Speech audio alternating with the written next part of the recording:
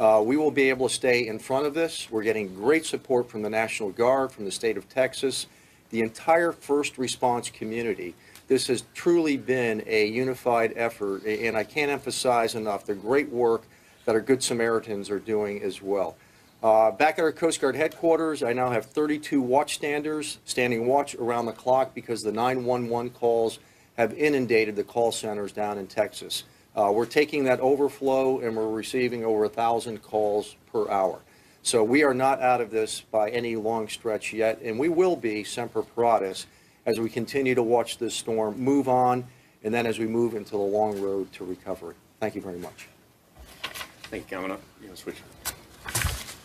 So the whole community continues to descend upon Texas. We've amassed quite the federal government support, over 12,000 staff members, and it's going to continue to grow. Not only are we pushing people forward through the DHS surge capacity that Secretary Duke proactively put into place, and also the commandant's people who are risking their lives to save others as well in conjunction with state and first responders. But we're also calling upon other states through emergency management assistance compacts and contracts where we're asking state support to come down, and so they're continuing to amass in Texas. So the operation right now is very clear. We're still in life-saving, life-sustaining mode. Not only are we performing through our partners at the Coast Guard, we're performing those life safety measures, but the life sustainment mission is huge. It's going to grow.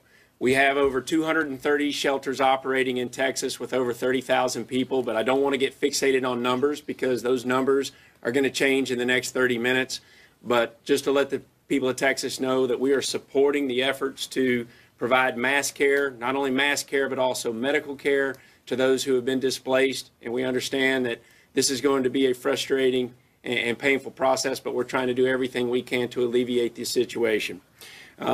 Overnight, the areas of Beaumont and Port Arthur got slammed with 20 inches of rainfall. So while we're focused a lot of the effort on Houston, we have to also understand that there are multiple counties, over 50 counties impacted right now. We're continuing to watch the situation develop. And citizens in Louisiana are not in the clear. You're still under some evacuation warning orders. Please make sure that you're heeding those warnings from the parish presidents. And we're ready to support Governor John Bel Edwards and his efforts to take care of folks over there in Louisiana. We've also turned on individual assistance, and some of the most important information you're going to hear about today is from our Recovery Director, Alex Amparo. We're providing essential commodity distribution. What that means is we are already providing points of distribution and disseminating life-sustaining commodities in areas that are not being currently impacted by rainfall. For example, we've been down in Rockport, Port Aransas, where the rain has stopped, but they sustained Category 4 winds and storm surge. We are supporting those folks down there with life-saving commodities. Power restoration is ongoing. We're very concerned about the infrastructure, obviously. Infrastructure is the key to restoring routine to everybody's daily lives. We will try to help private power companies bring the power back on as quickly as we can, but right now, many areas in Texas still aren't out of the clear from the threat as it's ongoing. Security is a concern. We've amassed quite a bit of federal law enforcement out of the Department of Homeland Security, down to our state and local partners again. They're working in conjunction with over 12,000 National Guard members that have been deployed by the National Guard in Texas, as well as, the true first responders at the local level. We're supporting medical support. Secretary Price is highly engaged. We're constantly watching, the hospital situations and being able to, we've evacuated several hospitals, but we're also trying to sustain several hospitals to make sure that they're up and operational, and we're providing a standard of care that everybody deserves. With that, what I would like to do is continue to ask people to find ways to volunteer. When it comes to invoad.org or basically going through the state of Texas's organizations to be able to organize the volunteer effort. The need to volunteer is going to take place over the next couple years, okay? And the need to volunteer is in, let me remind you, 50 counties right now, not just in Houston, but everywhere. So that mission is going to continue to expand. But right now, what I would really like to concentrate on is how we get disaster survivors, to start activating assistance for those that qualify. So Alex Amparo, my recovery director, is going to give us some very critical information. Good morning. So as of this morning, we have over 195,000 registrations of individuals asking for assistance. We've provided over $35 million in financial assistance to those that have registered. And so our message is clear. If you have impact from damage from this disaster and have been impacted, find yourself in your shelter, first contact your insurance company, file your claim, and immediately after that, go to disasterassistance.gov and register for financial assistance from FEMA. What's important to understand is that our assistance is not designed to make you whole, which is why it's important to first register with your insurance company. It's also important that you provide us your location of where you're at during the registration process, because we can provide you immediate assistance. We also have the Transitional Shelter Assistance Program, over 1,700 families last night, and in over 2,000 rooms in 5 different states that we're providing assistance to. So after you register, you'll be assigned an inspector. That inspector will contact you to come out and view your damages. Due to the volume, we are prioritizing inspections based off of the greatest amount of damage, and we will be in contact with you throughout this process. And so, make sure that FEMA assistance can provide some rental assistance. We can also provide some assistance for repair. We can provide assistance for personal property.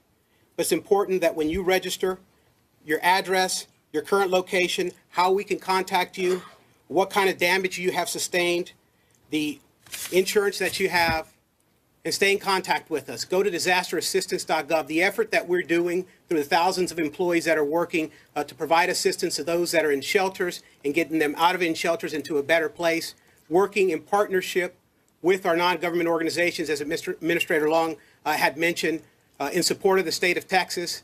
These organizations like American Red Cross, Salvation Army, the Southern Baptist, they're doing a tremendous amount of work. This is an unprecedented event. We've seen our call volume increase and skyrocket larger than ever before. So has the registrations, and we are in the long haul to provide the assistance to every disaster survivor we can. Thank you, Alex. Madam Secretary. Take some questions at this point, if there's any. Dave Shepardson from Reuters. Do you have any estimate of how many total homes have been flooded and how many people will need assistance, or how much this might cost? Right now it's a dynamic situation. We don't have an accurate number. I could try to put you a number out there, but I can tell you in 30 minutes it'll be wrong. We try to use the best knowledge, the best mapping capabilities that we have when it comes to understanding the flood zones, the floodplain mapping that we have. But the best indicator of individual assistance is what Alex was just saying. We have nearly 200,000 people already registered.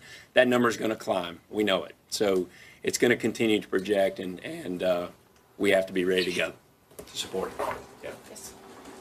Looking at some of the decisions the administration made ahead of this disaster with its proposed budget that would, for instance, cut some FEMA grants and some other agency programs that are involved in this effort, or rolling back the last administration's flood risk management standard, understanding that that did not impact the response that we're seeing right now, how is that playing into the administration, perhaps looking at how you prepare for these disasters going forward and reconsidering some of those decisions proposed or made in prior months? Right now, we're focusing on this specific disaster and ensuring we have the appropriate funding and programs in place. I think that the planning that the communities do has grown over the years, and we're looking at having grant programs that are appropriate to have them continue their planning. But, many of these communities, including Texas, has made extraordinary progress in its planning for disasters. This particular storm was unprecedented in terms of volume of rain, and that's what we're focusing on now. Yes, ma'am. Hi, Catherine Harridge, Fox News Channel. What does the temporary shelter look like? Is it going to include trailers? What are the options that you're considering? So very simply, the goal is to sustain life. So we've already turned on what's called Transitional Shelter Assistance Program, which is basically getting people into hotel motels, getting them out of those shelters. Shelters obviously are not ideal. And unfortunately, people are going to be there for quite some time as we're trying to mobilize people into hotels. How many people have we already moved? About 1,800. Around 1,800 people have already been placed in hotel motels. We have to understand the vacancies that are there. We have to make sure that we'll continue, but that number will continue to grow as we do. The next goal is save houses. As the water starts to recede, we got to go in, and this is where the volunteers need to be organized, is helping people muck out their houses, get the wet carpet, get the wet drywall out, make simple repairs to hopefully get people back in their house, at a very baseline level, and sustain them there. And then finally, the FEMA manufactured housings and travel trailers, we pulled the trigger. We have a limited amount. We have to implement what's called the Defense Production Agency to buy this capability, but also it takes time to produce those. Slowly, as our last resort, we start to bring those in, and it's a very sizable mission. So what we have on the ground right now is what we call disaster housing assistance teams, but this is a coordinated effort between not only FEMA, but HUD. It's also going to be SBA, and the most important piece is working with our state and local partners and those counterparts down through to make sure we put together a comprehensive plan and we clearly explain how the system works. Sir? Jeffrey Cook from ABC News. The president said yesterday probably there has never been anything so expensive in our country's history. There's never been anything so historic in terms of damage. Is that true, or where does this storm rank among the most expensive? No, you can't do a point-by-point comparison of each storm. What's unique about this storm is the area of devastation, also the amount of rainfall, which is now measuring in some places over 50 inches, which is more than the annual rainfall, and also how long it has been. So we've been experiencing this rainfall over a long period of time, even though the initial winds have subsided. So the duration, and we expect the floodwaters not to crest for another couple days. So those are some of the unique things that were behind the president's comments yesterday. Yeah. And I also think it's important to point out that this is going to be an incredibly large disaster for the country. It's going to help us, to reshape some of the ways that we do business. We're going to learn from it and go on. But I think it's very important to recognize that the cost of this disaster, the economic cost to measure the disaster versus our physical cost as the federal government family, we're not going to know a true cost for that for many, many years to come as we work together to understand what the communities are entitled to from public assistance or HUD community development block grants or the reimbursement costs. It takes a lot of time to understand the true cost of this disaster, but it's going to be a huge one. Yeah. Did you have a follow-up? Yeah, I did. Are there areas in Houston still, Catherine Harris, Fox News, that you feel that you don't have good visibility into, and that there are individuals who are trapped and not able to communicate that they're in an emergency situation? You want to talk about communications, please? So we've been able to use Google heat maps, if you will, and where the concentration of most of these calls are coming from. So even if someone can't communicate, we have 11 fixed-wing airplanes that are doing surveillance as well. So we have a pretty good idea of where the concentration of those who are still in high water. And at the same time, we're monitoring, as you heard from the administrator, the heavy rainfall that occurred in Port Arthur and Beaumont as well. So this isn't like five-year-old soccer, everyone clustered around one point. We're looking across the entire metropolitan area to make sure that we've got resources allocated. And it's very well coordinated with CBP, with Coast Guard, with other first responders, National Guard. Can you get more specific about the areas where you think there are clusters of individuals who can't get help, and how many areas we're talking about in Houston still? We're talking square miles, not down to blocks. So we're talking the entire Houston metropolitan area. Others more impacted than others, but we're seeing an awful lot to the west and southwest of the center of Houston proper itself. Can you tell us what's been necessary to get the infrastructure back up and running in terms of the rail lines, and how concerned you are about industrial facilities, including this chemical plant in Crosby, Texas, that had to be evacuated? I'll talk briefly about the chemical plant. They were able to restore electricity. Those refrigerated tank cars should be stabilized. It's about 20 miles to the northeast of Houston itself. From a Coast Guard aspect, we're looking at reopening the ports. Right now, it is too rough for pilots to even embark ships. So we're working with the Army Corps of Engineers, with NOAA, Coast Guard. We'll have the inner harbor of Corpus Christi surveyed today, part of the Intercoastal Waterway. But even when we open a port, what we've seen in the past, it'll take several days before those facility workers can get back to work, when you can fire up those refineries, when pilots can actually safely get to the boats and then continue business as usual. We want to make sure that those ports are open well in advance of before the first worker can show up. So I can at least speak to the maritime. Other infrastructure, perhaps, Administrator, you might want to address that. I'll talk, yeah. So we are in constant contact with all the critical infrastructure sectors in the area. Secretary Perry is leading us from the cabinet on the energy sector. There are two pieces to that we have to keep in mind in recovery. One is getting distribution up, and then second is getting powers to individual residents and homes, and that's going to be challenging.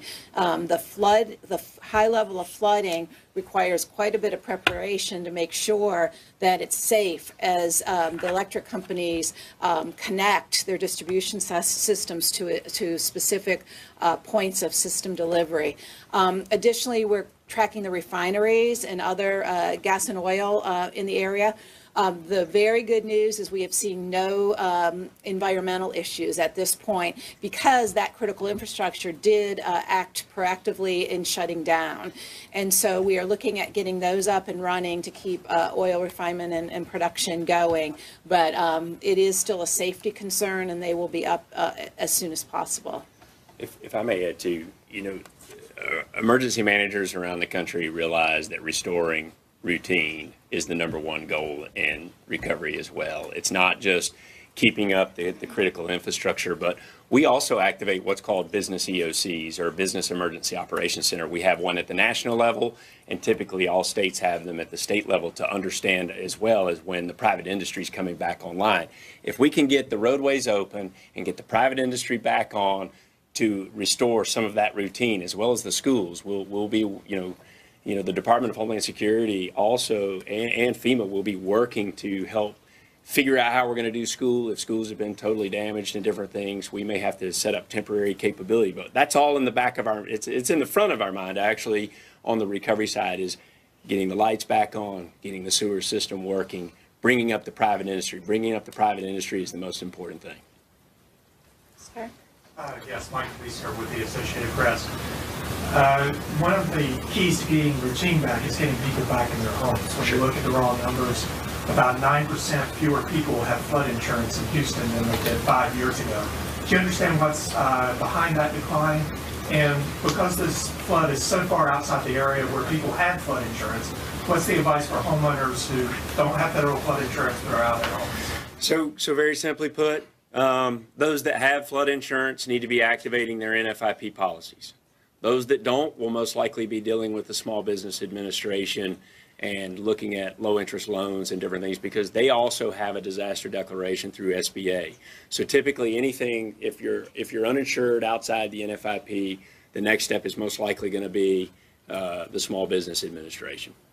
And what's behind the decline in the numbers of people? All right, you've been listening to a news conference from Washington from FEMA and the Department of Homeland Security, giving an update on what they still consider to be life-saving and life-sustaining measures taking place on the Gulf Coast right now. They do note that the storm is moving on, and Houston soon will be able to begin the recovery effort. They're not there yet because they still have to get out on boats and look for people who may be stranded in their homes. As you can see, the storm itself has moved on past Houston, through Beaumont and Port Arthur, now up over Louisiana and Lake Charles, Louisiana, which is right under that path of the storm you're looking at right now. Joining me is the mayor of Lake Charles, Louisiana, Nick Hunter. Mr. Mayor, thank you so much for being with us right now. We just saw a radar shot from Lake Charles. Give me a sense of what it looks like outside. Hey, John, can you hear me? Yes. Okay, we're doing well here in Lake Charles. We actually had a more intense rain and more intense flooding events Monday evening than we did last night. My heart goes out and my heart breaks for our neighbors to the west. They are really getting the brunt of this storm. But I can tell you in Lake Charles, our number one priority is still the safety of our citizens. But right now, we are doing well. We were looking at some pictures of the last few days in Lake Charles. There has been a whole lot of rain there and a number of rescues taking place. What's your outlook over the next few hours and your area of greatest need?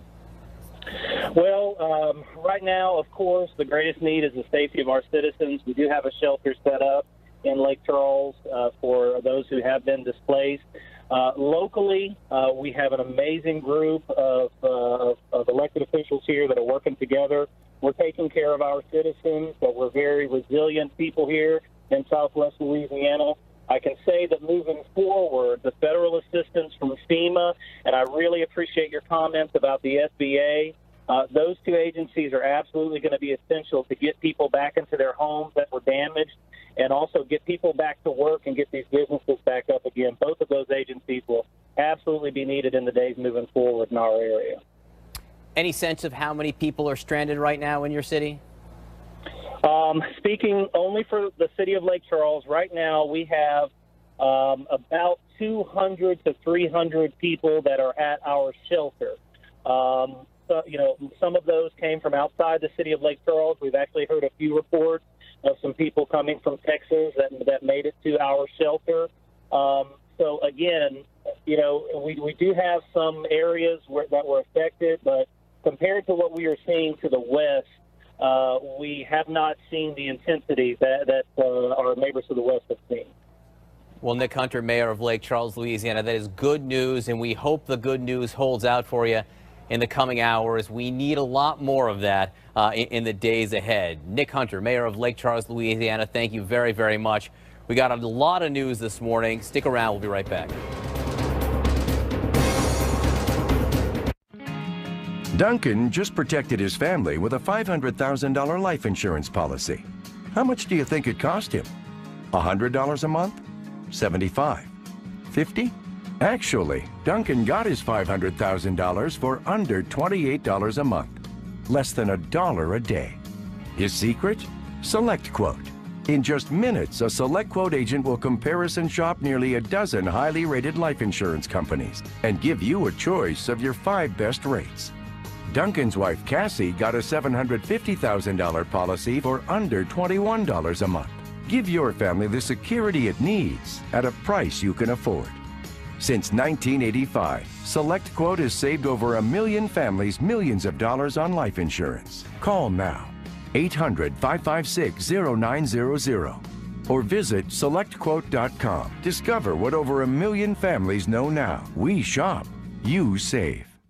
The only thing that stands between you and great sleep is a simple box. The revolutionary Casper mattress perfectly balances soft and firm for outrageous comfort. It's the internet's favorite mattress. Order online. You can try it for 100 nights in your own home.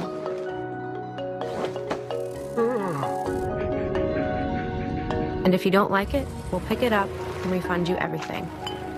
Visit Casper.com for special offers.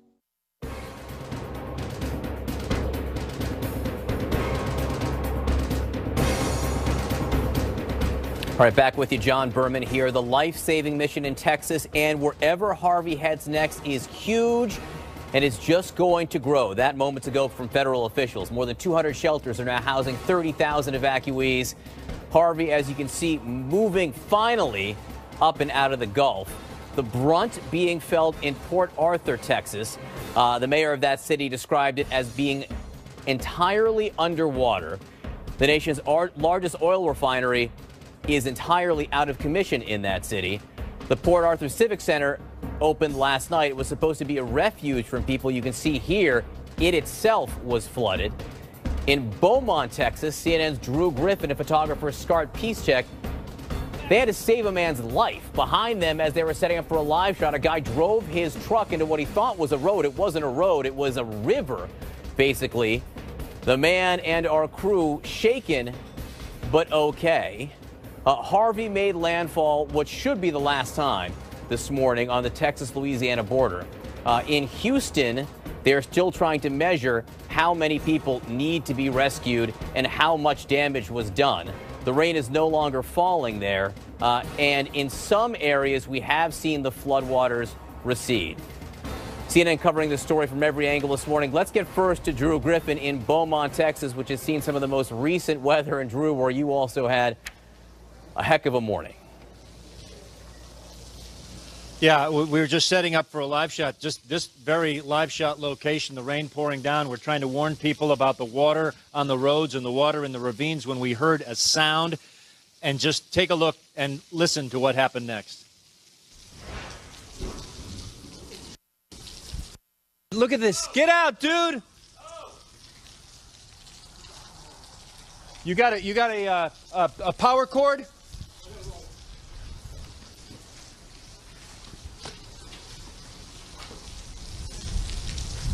You got a rope?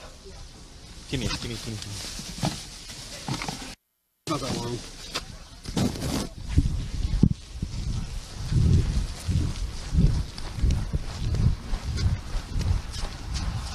Hold on, I'm trying to get you a rope. All right, buddy, come on, get up out of that water. No, don't go backwards. You all right? No, ma'am. No, ma'am, we got a car in a ditch. We just pulled a fellow out. Lord have mercy. Are you all right now, buddy? Yeah. All right, take your breath, and we're going to pick you up. We're going to get you off of this bank. Okay? Just a second. We're going to get you off of this bank.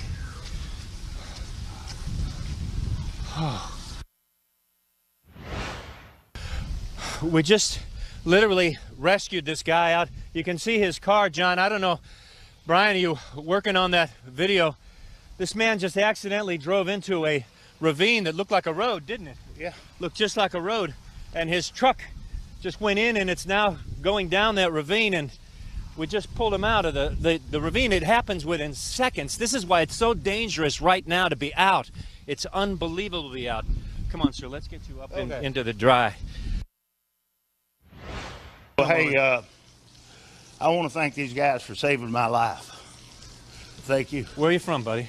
Winnie, Texas. Winnie, Texas. So you guys have been hit pretty hard in Winnie, Texas. Yeah. What's your name? Jerry Summerall. Jerry, somebody needs to come and get you. Jerry I'm staying at the Summerall. motel right up here. Oh, Lord. Okay. Well, just take a breath. Take a breath. Get some water.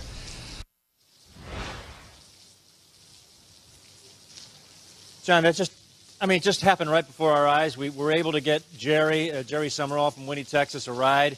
A fellow with a pickup truck took him back to his hotel. He's calling the police. We hope to link up with him when he's a little drier and a little calmed down. But it just happens that quickly. And if no one was here, if nobody was out doing a live shot, that fellow he'd be gone. I can see just the top of his truck from my vantage point right now. He would be trapped in water. Jerry Summerall is lucky right now, Drew, that you and your team were there. The picture of that truck floating down that ravine, that stream, with its windshield wipers still on.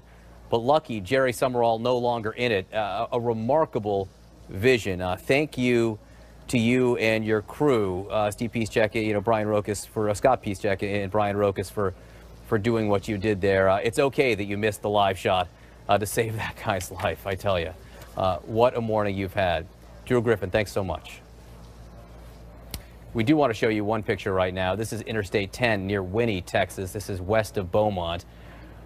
On the left is what the highway is supposed to look like, a normal day. On the right, whitecaps as the water just covering the whole region. This photo was posted online yesterday and is all over social media. That is not what it's supposed to look like on the right there. I want to get to Chad Myers right now at our weather center to get a sense of what we can expect, Chad, and really what we've seen. Well, we've seen now almost 52 inches in Houston, and Houston is over.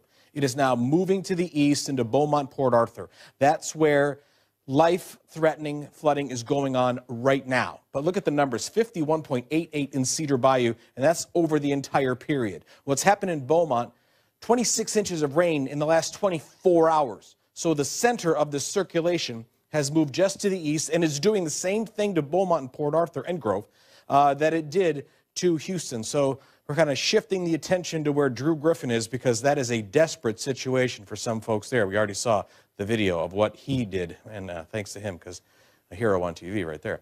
We'll see the rain showers move across parts of Georgia, Mississippi, and Alabama, and also still spin across parts of Louisiana. We're still going to see 3 to 5 inches of rain in the areas that are already flooded today. And Mobile, you could pick up about 8 inches of rain today, especially to the north. We'll watch for flooding there. Now we're going to take you to these reservoirs. Been hearing about these things now for a few days. We have the Addicks Reservoir and we have the Barker Reservoir. The Addicks Reservoir has a dam, levee, that does this, that stops water from coming in here, going into the Buffalo Bayou, and then into Houston. The Barker has a dam here, stops the water from getting into, slows the water from getting into the Buffalo Bayou and getting into Houston. These were made in the 50s, 40s really, and they're still holding back water. But 99-point-something% of the time, they're grassland.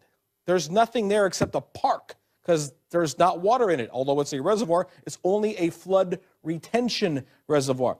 This is what it looks like right now, 2016, last year. I want you to notice how many houses are out here.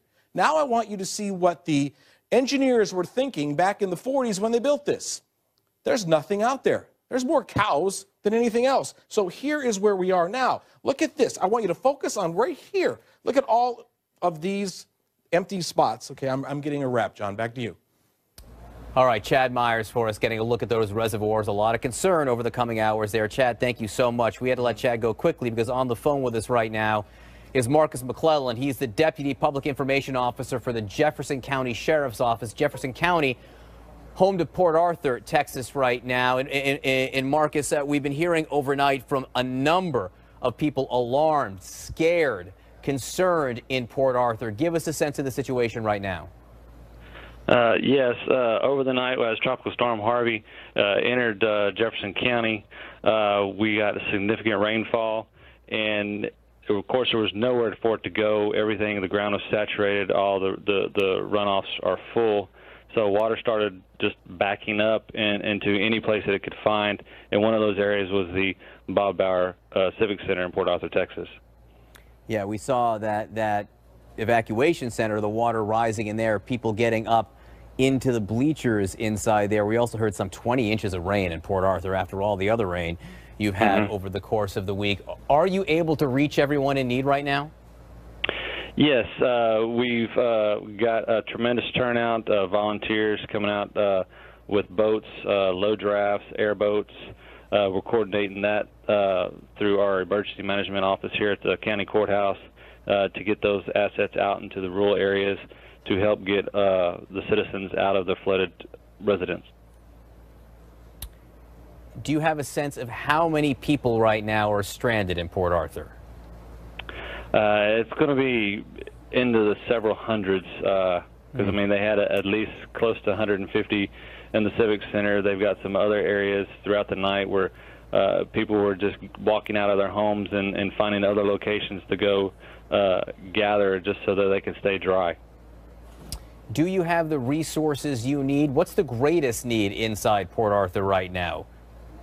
The greatest need right now is to find another dry shelter to start housing these individuals. Where are they now? What are you doing with the people who were inside, or I guess still are inside, in the bleachers inside that shelter? That's being coordinated by the Port Arthur Emergency Management Office in Port Arthur, Texas. They're spearheading that operation, seeing to that everybody gets out of that area. We're just seeing from the city's social media site that Port Arthur is asking for people with boats, come, help, a plea for help from Port Arthur. What do you want? Yeah, if they have boats, of course we want them to reach out and talk to the Port Arthur Emergency Management Office and coordinate their resources with them so they can keep track of everybody and get them in the areas of most needed first.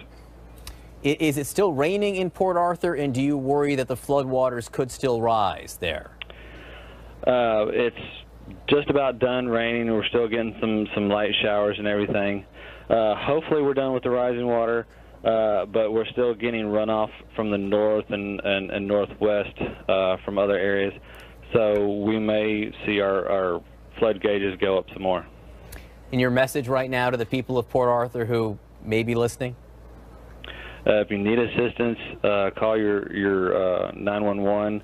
your emergency management office, and try to get to a high elevation where you can be seen so that you can be picked up. All right, Marcus McClellan, the Deputy Public Information Officer for Jefferson County Sheriff's Office. Thank you so much for being with us. Stay safe if you can. Joining me now, Brigadier General Patrick Hamilton. He's the Joint Staff Director of the National Guard Joint Force Headquarters in Austin, Texas right now. General, thanks so much for being with us. We just got off the phone with Port Arthur. Seems to be a lot of need down there. What can you tell us about how you may be helping to respond? Yeah, thank you very much. I got an update this morning. We pre-positioned several high-profile vehicles for high water evacuation with the disaster district, state disaster district in Beaumont, Port Arthur vicinity yesterday. They are on the ground working today, moving through at the direction of the local emergency managers to help get people to safety that need their help. We also have multiple aircraft that launched this morning that are doing search and rescue. We even have one of our large lift aircraft bringing in boats for Texas Task Force 1, who's the state search and rescue entity. Do you have the sense that the helicopters and the boats you have out are still finding people who need to be rescued? Oh, absolutely. I think in that area, just because the weather's starting to clear now, it's just getting to where we can get some of the aircraft in to do those operations. And that's in Houston, you mean, or in Port Arthur, Beaumont? Well, both. I mean, Port Arthur, Beaumont was the immediate need. We are still doing ongoing operations in Houston and have for a couple of days. As that storm transitioned and we brought in additional resources, those are being allocated to the more immediate need in Beaumont and Port Arthur, and we continue to surge forces into those areas. Yeah, you guys seem to move where the danger is. That is the nature of your job right now. What's the biggest threat that you see as this storm has moved on, at least a little? Right. These disasters go in phases. The initial part is search and rescue. Understand where the local assets are overwhelmed, get to those as quickly as we can, and then we start transitioning as the weather clears, the water starts going down, utilities are out, and we have to start transitioning from search and rescue to providing life support, water distribution, food distribution, continued evacuation for people who did ride it out but still can't stay in their homes because they don't have utilities and those things, and then do mass evacuations and then start moving people into shelters. That is a long process. As you remember, the storm hit down in Corpus Christi. We are in the process, we are in the phase now down there where they're doing points of distribution, large points of distribution operations, handing out commodities to the citizens there, and then evacuating the ones who can't stay. And of course, as you say, right now the mission is still life-saving in the majority, I would say, of the Texas area right now. We've been putting some numbers up on the screen so people can see of the resources at play here. 800 active duty soldiers, there's all the National Guardsmen, there's 100 helicopters at play here. People always want to know what the numbers are, and they wonder, would more be better? Would more numbers, more people, more helicopters make much of a difference now? Do you need additional resources? Yeah, all the federal and state agencies from other states have stepped up amazingly to support Texas. We have requested some additional outside support. We have 14,000 National Guardsmen activated for this disaster.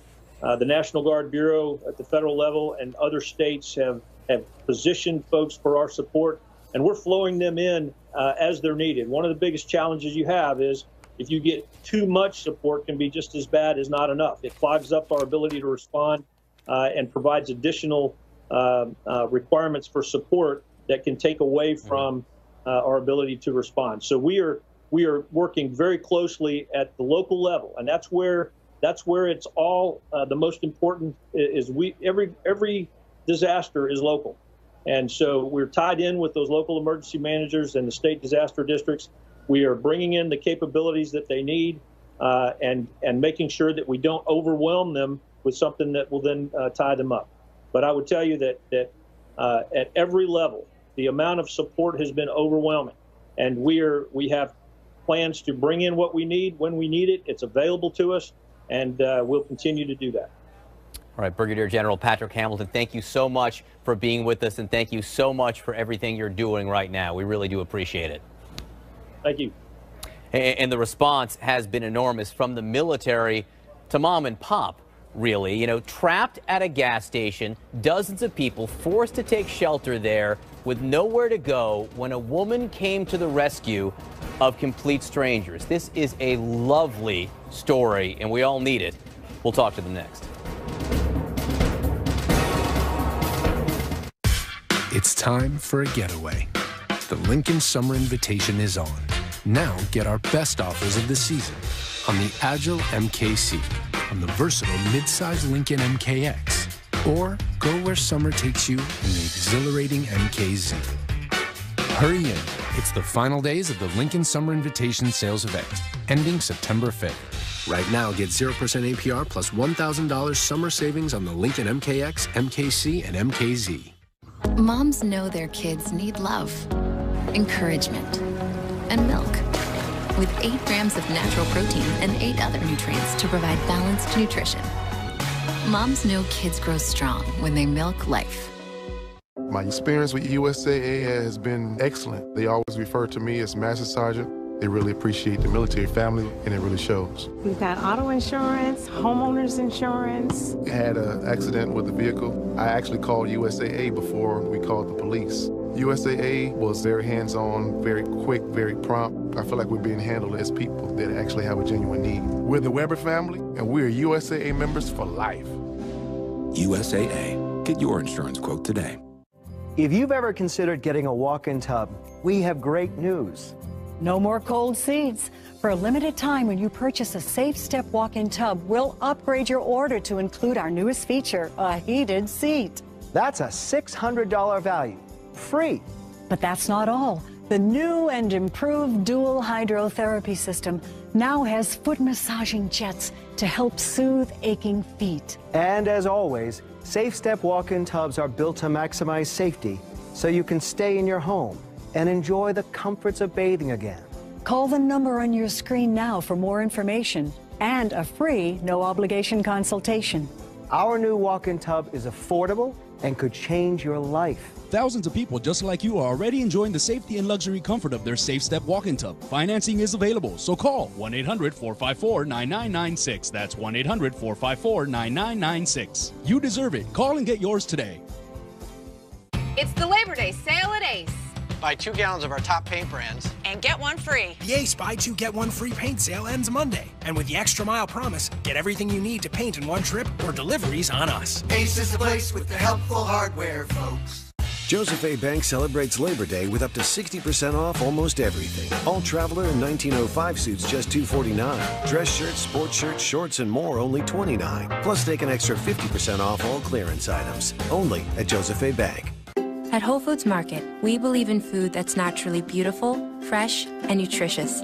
So there are no artificial colors, no artificial flavors, no artificial preservatives in any of the food we sell. We believe in real food. Whole Foods Market.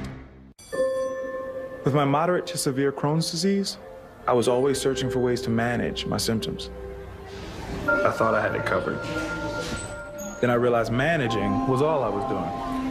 When I finally told my doctor, he said Humira was for people like me, who've tried other medications but still experience the symptoms of moderate to severe Crohn's disease. In clinical studies, the majority of patients on Humira saw significant symptom relief, and many achieved remission.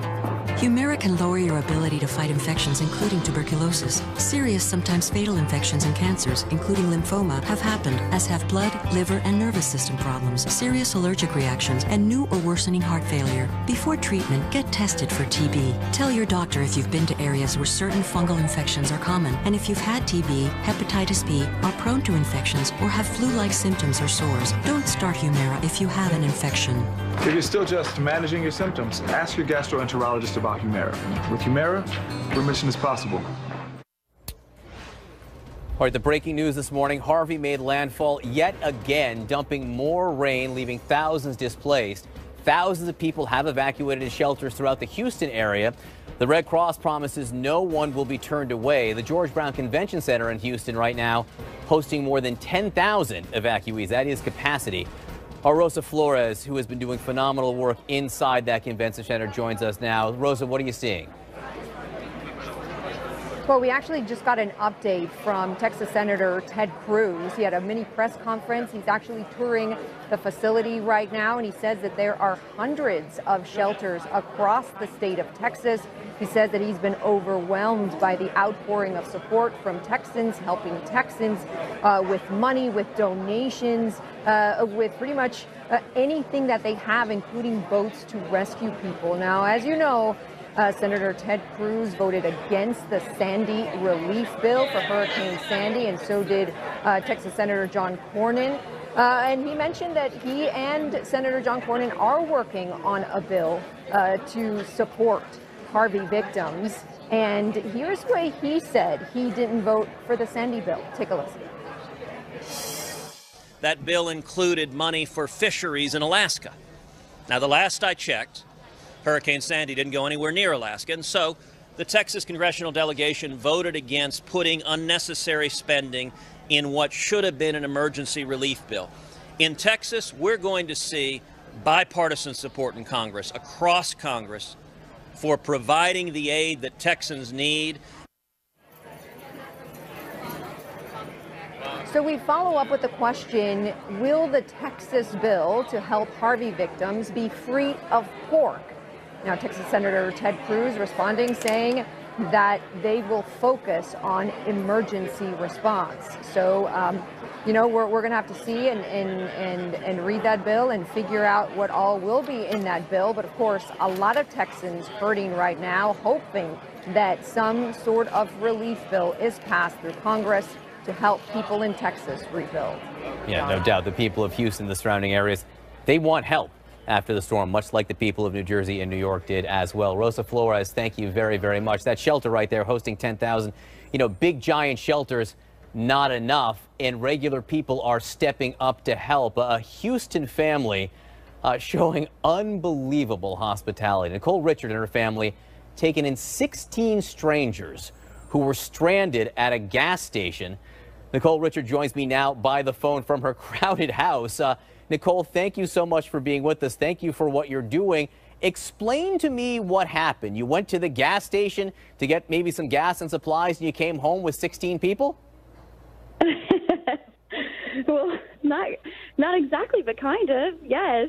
We were actually on our way to the gas station, and my aunt called, and she said, I have a friend of a friend of a friend who's stuck at a Shell station on Jarvis and Togi. And I said, I'm at that gas station right now. Let me go find her. And so I just walked around the gas station looking for someone named Judy, who I'd never met, didn't even know what she looked like. Finally found Judy, and with her she had her husband Roy and her friend Patsy Ray, and they didn't have anywhere to go. There was no way really out of that area. And so I just said, come home with me, and realized standing there that there were a lot, dozens and dozens of other people who had nowhere to go. So you said, all come to my place. Yeah. Without a moment's hesitation. Without a hesitation. And how many people at the Max were there with you? And I say how many people, it wasn't just people. I keep seeing pictures of dogs and pets. Yes, I think that was part of the big deal, is people didn't even want to ask for a place to stay because they had their pets too. Like, one of the families that we have with us actually has 6 dogs. Sorry, I hope I didn't lose you right there. If I can, Becky Haley and Cynthia are there with you. They are now your house guests, who knows for how much longer. You know, what does it mean, what Nicole has done for you guys? Oh, she's done a lot just by offering us her home. It was really crazy. We thought that we could stay at home with everything happening, our first floor flooding, no power. We weren't able to, use the restroom either because the water was just coming up the pipes. and it was crazy to think that we could stay there. And so when we finally decided to leave, we had to walk through the water to get out. We were rescued, and we were brought to a gasoline station. It was such a blessing for her to have offered us their house. I mean, we have 3 grown dogs. Two are short and one is big, and then one of our small ones had babies, 3-week-old puppies. And so it was difficult to ask for the help. I was so thankful that they still took us in with all my puppies and dogs. All your puppies and dogs. What have you guys been doing, Becky, to pass the time? Oh, we've been talking and finding out that we actually know other people that they know, and they've been playing with my 4-year-old granddaughter. Blessing in itself. And Nicole, what has this meant for you, opening up your house like this, having this full house as you have through this crisis? What has it meant for you? What has it meant for me? I don't really know how to answer that. I mean, I think it's been a pleasure, honestly. I mean, we sit around the table at dinner and we have conversations for 2.5 hours, and we pull together how to make a meal. It's just, honestly, it's really fun. I feel like this is not, for me, it's not difficult, it's enjoyable. How long do you think you're going to have this full house? As long as they need to stay here. As long as they need to stay here. Nicole Richard, thank you so much for what you're doing. If there's anything we can send you, board games to keep you all occupied, you know, dog food, let us know. But again, thank you for what you're doing. Just one of the heroes stepping up in this moment of need in Houston. Well, sure. I don't even think it deserves thanks. Honestly, it's really a pleasure. Which just proves how wonderful a person you are.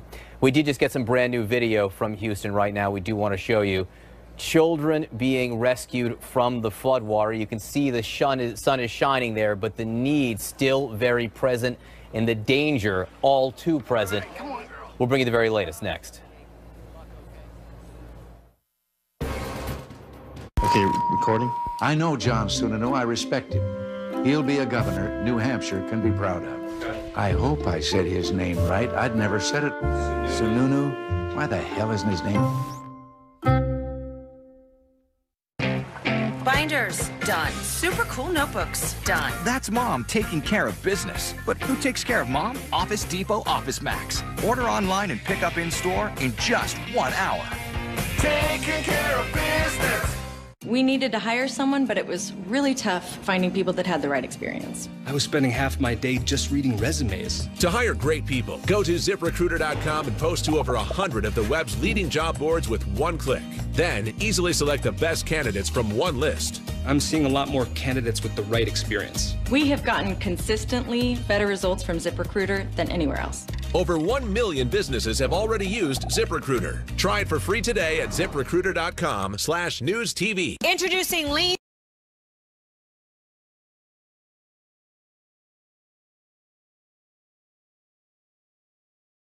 Into 20, 30, 50, even more. I'm Marie and I lost 50 pounds on Nutrisystem. You'll see results right away. Count, measure, meetings? No, not with Nutrisystem. Order your 28-day plan right now and we'll rush you Lean 13. Get specially designed meals, plus 1 week of new NutriCrush bars to crush cravings free. And 1 week of Turbo Shakes to bust belly bloat free. Bye-bye, stubborn belly fat. Call or go online in the next 2 minutes and we'll even throw in FedEx shipping free. Lose up to 13 pounds and 7 inches overall your first month. Your first 13 pounds? Gone. Go online or call 888-902-THIN right now and get new Lean 13 with bars and shakes free.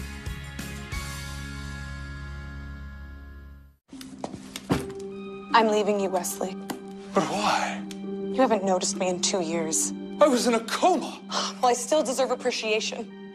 Who was there for you when you had amnesia? Ugh, you know I can't remember that. Stop this madness. If it's appreciation you want, you should both get Snapshot from Progressive. It rewards good drivers with big discounts on car insurance. I have also awoken from my coma. It's called a nap, Susan Lucci.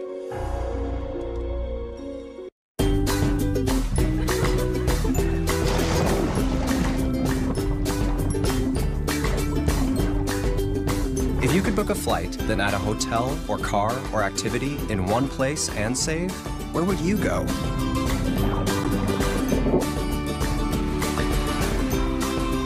Expedia gives you the world in your hand, so you can see more of it. Expedia. Let's go! Let's go!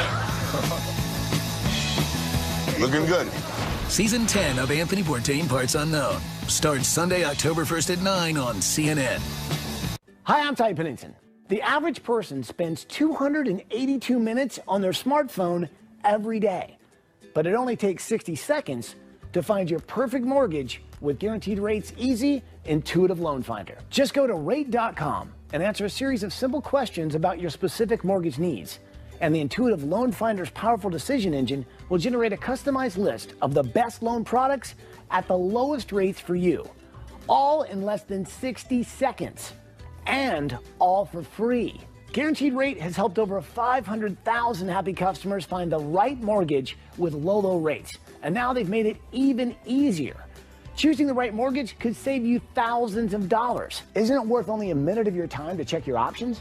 Whether you're buying or refinancing your home, get a low rate from Guaranteed Rate today. Visit rate.com right now to see how much you could save. Call 1-888-812-5050 or visit rate.com.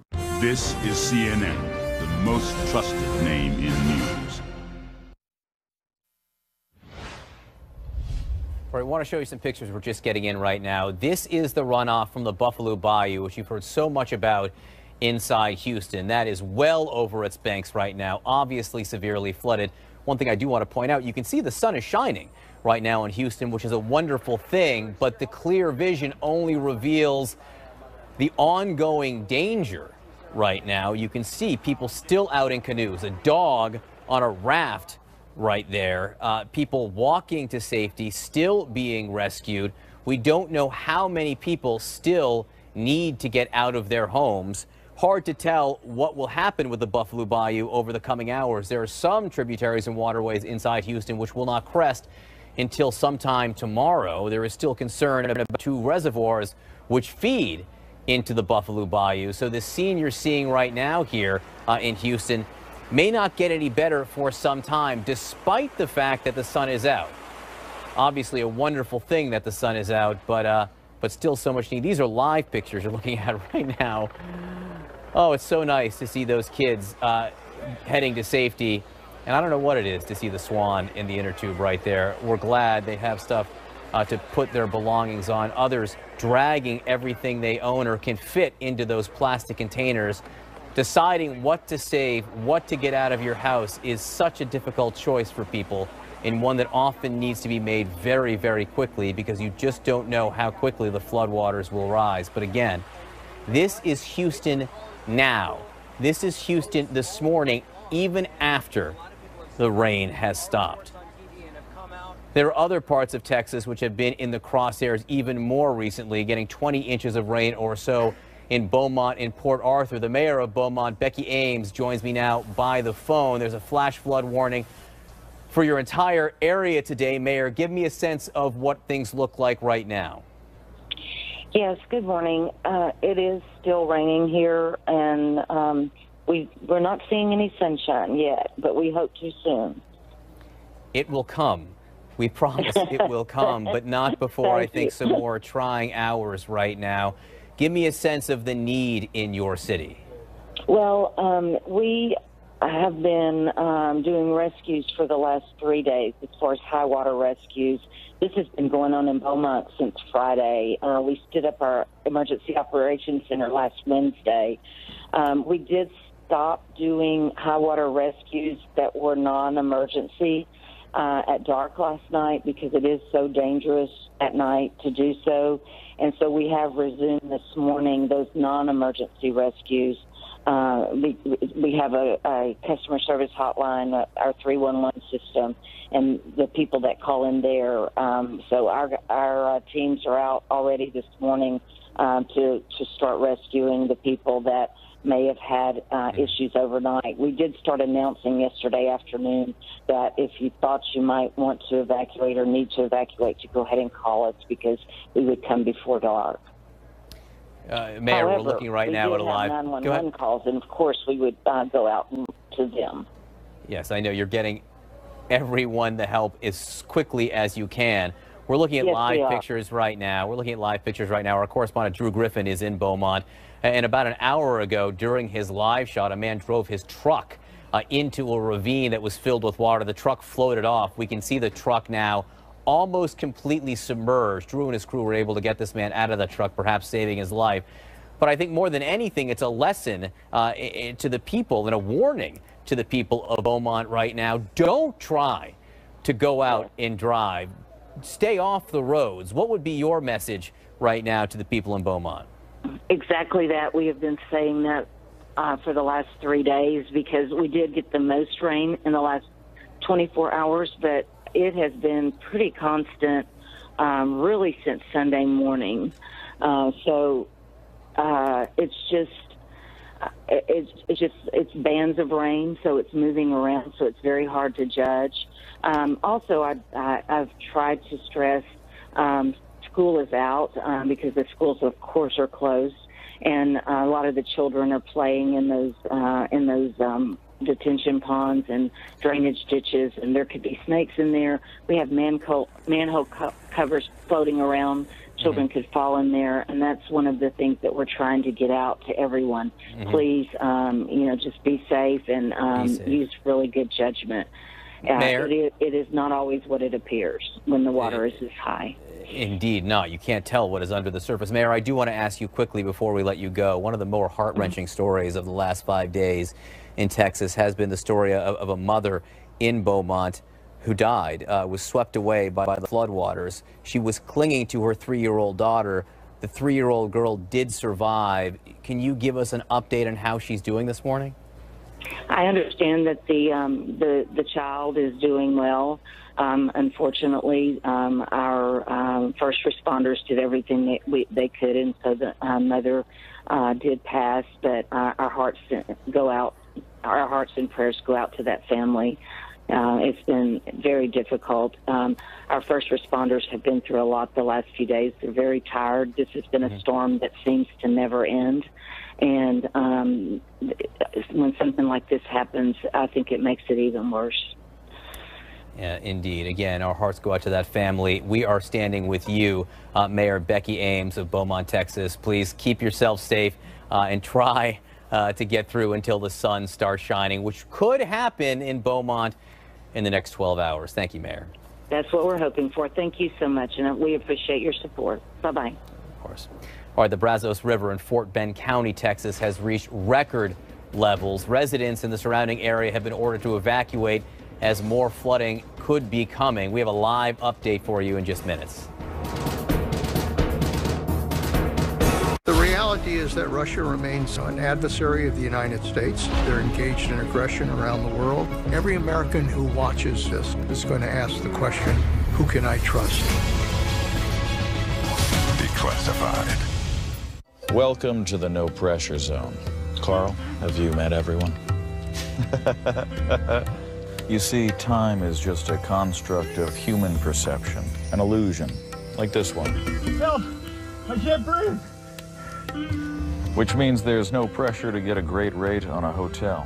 They're available for an unlimited time, always. So book now, or don't. No pressure.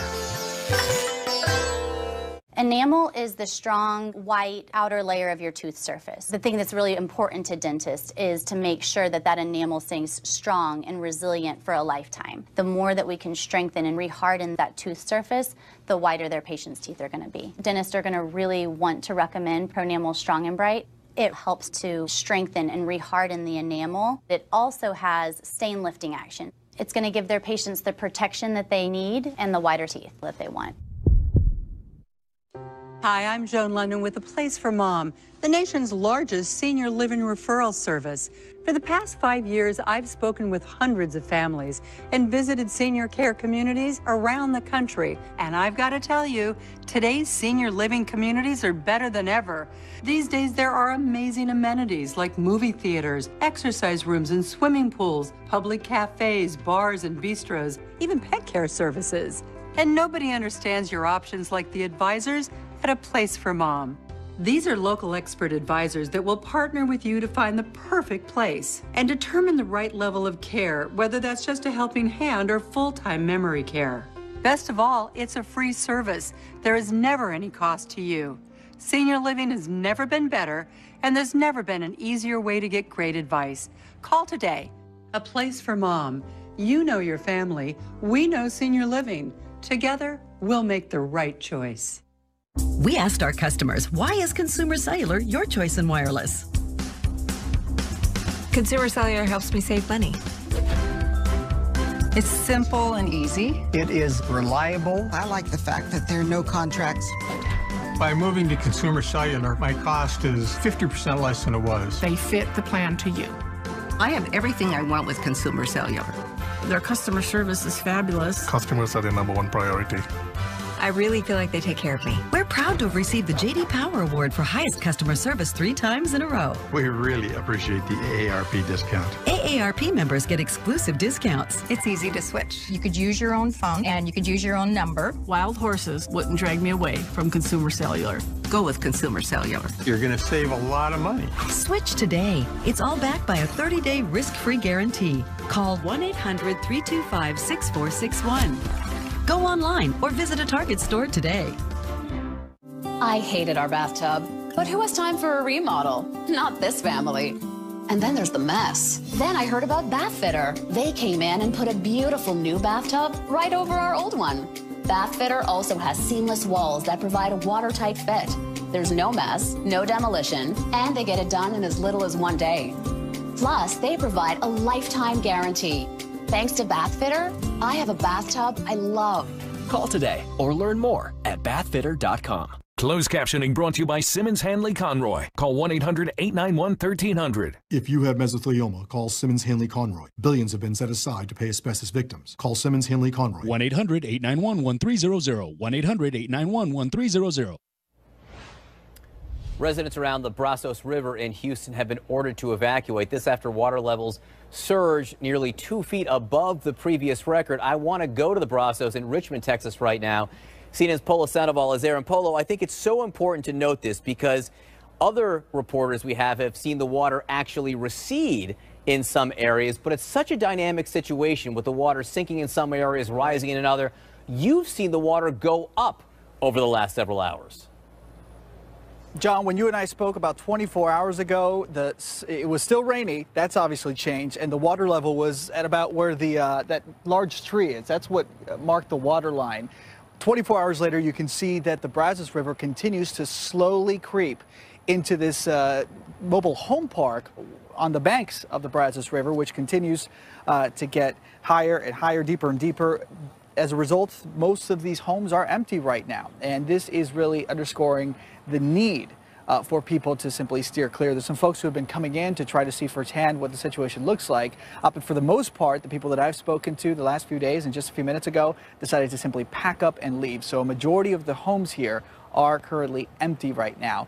People here have been through this before. This river reached record levels in May of 2016. This time, though, it is expected to exceed that record, which means some of the homes that may have been spared about a year and a couple of months ago are certainly going to get damaged this time. The good thing here, the flow is fairly slow. It isn't a sudden increase in the flow, but nonetheless, it is reminding people that, sure, the rain is gone, the sun is out, but the threat is far from over, John. No, indeed. All right, Polo Sandoval, important information right there. Appreciate it. We do have some other news this morning. Tensions rise with North Korea. The Defense Secretary, James Mattis, is weighing in. We're going to go to the Pentagon for a live report next.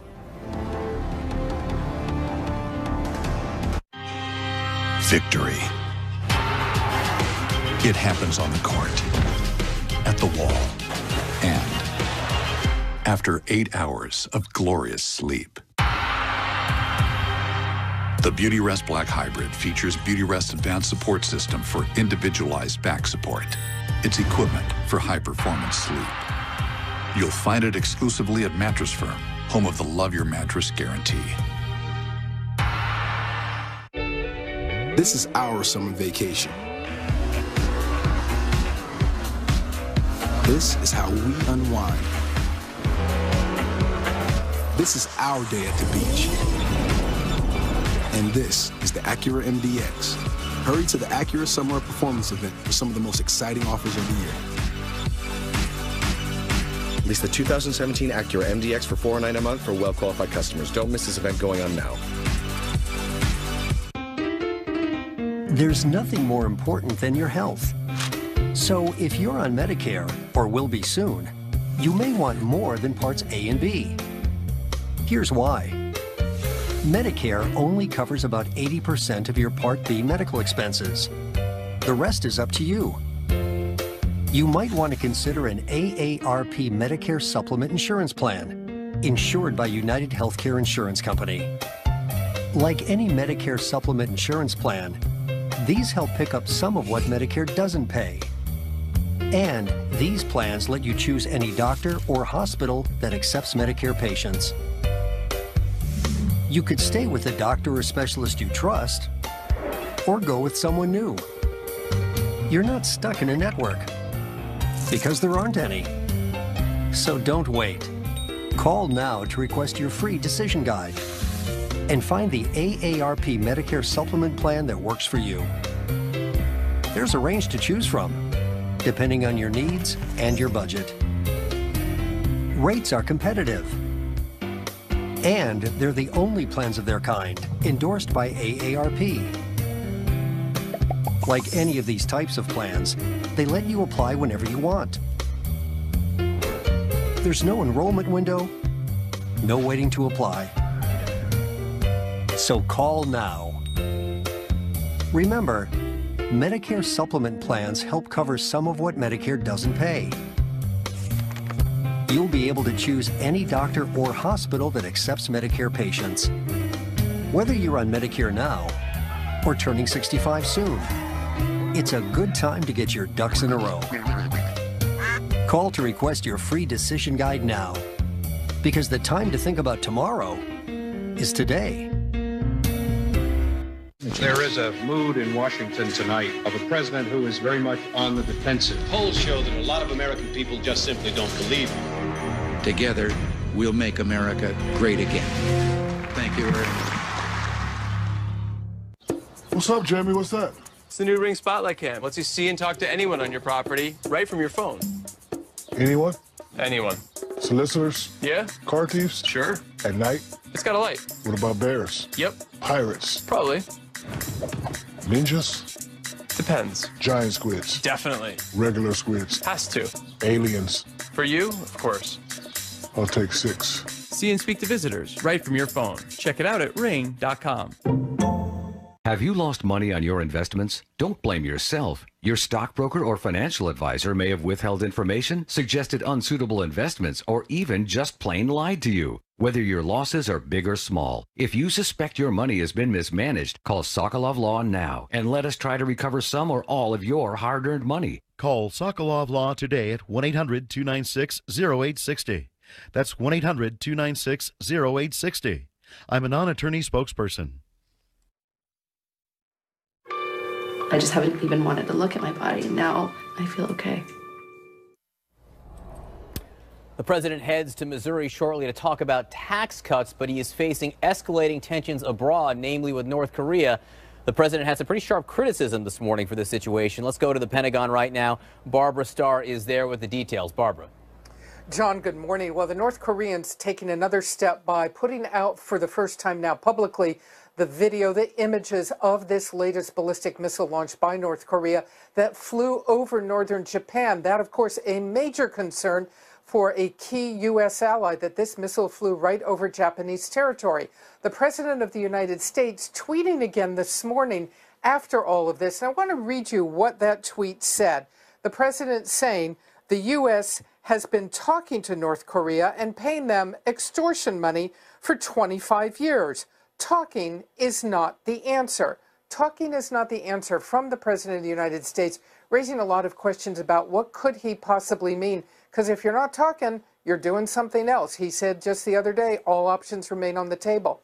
So a short time ago, here at the Pentagon, reporters asked Secretary of Defense James Mattis if the time was up for diplomatic options, because the Pentagon and the State Department have very much been focusing on diplomacy rather than the fire and fury remarks of President Trump. And we'll bring you that sound later, but what Secretary Mattis told reporters was, and I quote, "No, we are never out of diplomatic solutions. We continue to work together." So the Secretary of Defense perhaps very much still on the diplomatic page, while the President is talking about the time is up for talking. All of this coming as also overnight the U.S. sent a bit of a message conducting a very long-planned ballistic missile defense test at sea. It was long planned, but it sent a message that the U.S. is still working on its systems to be able to shoot down North Korean missiles. John? All right, Barbara Starr for us at the Pentagon, thank you very much. I want to go back to Houston right now, if we can. Just getting word that our Brian Todd is out right now with the rescue team. Brian, focusing on some stranded animals. What can you tell us? Yeah, John, we just pulled a family of three dogs out of this house here in this neighborhood just west of Houston, and the family is here with us. These are the rescuers. Mark Malthus, the airboat operator, he has just ventured up there to see if he can find someone else. We're told that there may be someone else in need of being pulled out of their home. This is Sharon Kittler, Lisa Kittler, and Dennis Kittler, correct? Perfect. Okay. Down. So they're trying to calm the dogs down. Dennis, tell us what happened. So this is about, what, waist-high water, and this did not happen until, like, today? About 1 o'clock this morning. After we had our hurricane party and moved all our stuff back down, we thought it was all over. And we were all blessed that both here and our homes in Galveston were spared. And then at 1 o'clock, I woke everyone up. I said, we have water. And then it started coming in, and we had a fire drill trying to bring everything back up, and then we got so tired we went to bed. You're going to bring Bailey. And then, so basically, what did you tell your family at that point? Did you make a plan then to get out, or were you just trying to assess it? The first plan was to talk ourselves into getting out of the bed upstairs, and where the dogs were with us, and then we made a plan and said, let's find some clothes, put them in a bag. I don't know if we are going to leave or not, but probably it would be a good idea. And then we finished a few things to bring upstairs and started watching the helicopters, and we saw our neighbors one by one leaving, and a couple of them called us and said, when you get right out there at Briar Forest and Lakeside Estates, we're dry. So you think this is from the Buffalo Bayou and the Addicks Reservoir overflowing? And Brays Bayou is the smaller one that comes through. But yes, all of this is that letting out that extra water that obviously they need to do. Okay. Thanks, Dennis. You bet. So, John, yeah, this is kind of a surprise to these people in this neighborhood. These waters were not as high yesterday and the day before when it was really pouring down rain. They think this is some of the residuals from the Buffalo Bayou overflowing, so you can see some of these, these scenes over here, that a lot of these neighborhoods are really still heavily flooded and not out of the woods yet, John. No, an important lesson, Brian. They thought they had seen the worst of it, then the water started to rise overnight, even after the rain had stopped. Brian Todd for us in Houston. Give our best to that family. We'll be right back.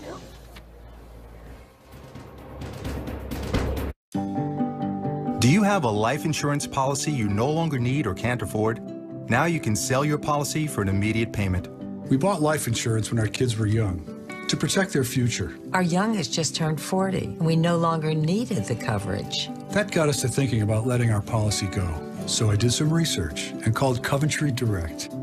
I learned that you could sell all or part of a life insurance policy, even a term life policy. Turns out, people have been selling policies like ours for the past 15 years. Who knew? We sold our policy. Now we have money to help with the medical bills. And to add to our retirement. If you have $100,000 or more of life insurance, you may be a candidate to sell your policy. Call 1-800-382-9600 or visit CoventryDirect.com for a free information packet.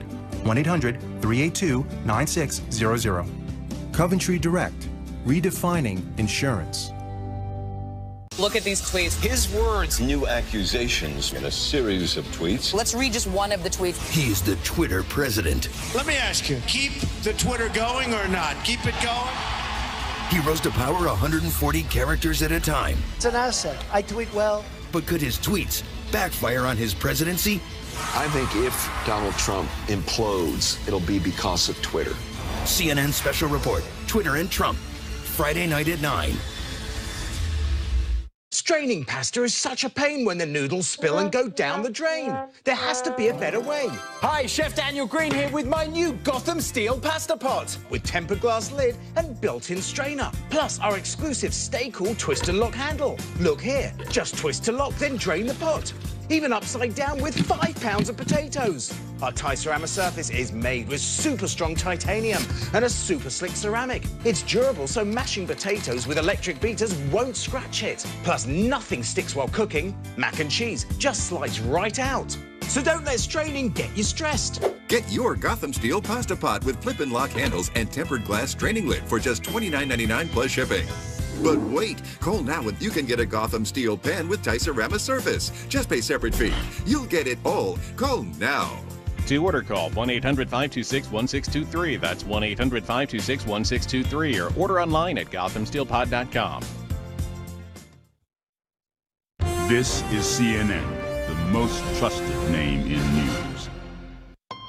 Hurry, it's the final days of the Ford Summer Sales Event. It's gonna work, I promise you. We can figure this out. A little help? Hold on, Mom. No, Wi-Fi. Wi-Fi. It's not a question, it's a thing. Take on summer right with Ford, America's best-selling brand. Time is running out for summer's hottest offer. Get 0% for 72 months plus an additional $1,000 on top of your trade-in. That's 0% for 72 months plus $1,000 on top of what your trade-in is worth. Hurry, the Ford Summer Sales Event and this deal ends September 5th. All right, the donations are pouring in to help those affected by Hurricane Harvey. J.J. Watt's crowdfunding campaign now tops $5 million.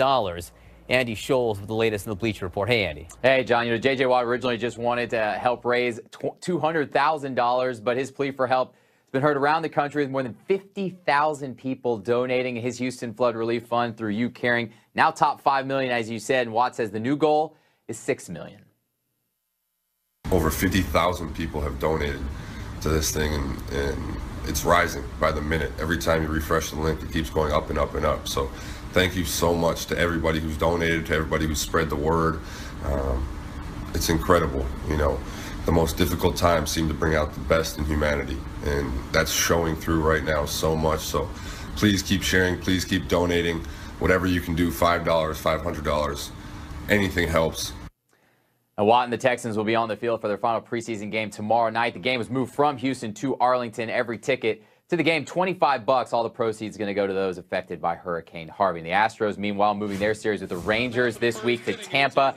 Houston fans coming to the game with signs showing their support for the city, and all the tickets, concessions, and parking revenues from this series this week are going to go to the relief efforts. The Astros did lose last night to the Rangers by a final of 12-2. And John, props to Houston Rockets owner Les Alexander. He originally pledged $4 million to relief efforts. He's now upped that to $10 million. Andy Scholes, thanks so much. Andy Scholes, I also just want to say, you know, you are from Houston, Houston's favorite son, and I just want you to know, I know your family's been going through a tough time down there. I have been thinking about you, so our heart goes out to you. Appreciate that, John. Down there. All right, thanks, Andy. Thank you all so much for joining us. At this hour picks up our special coverage now.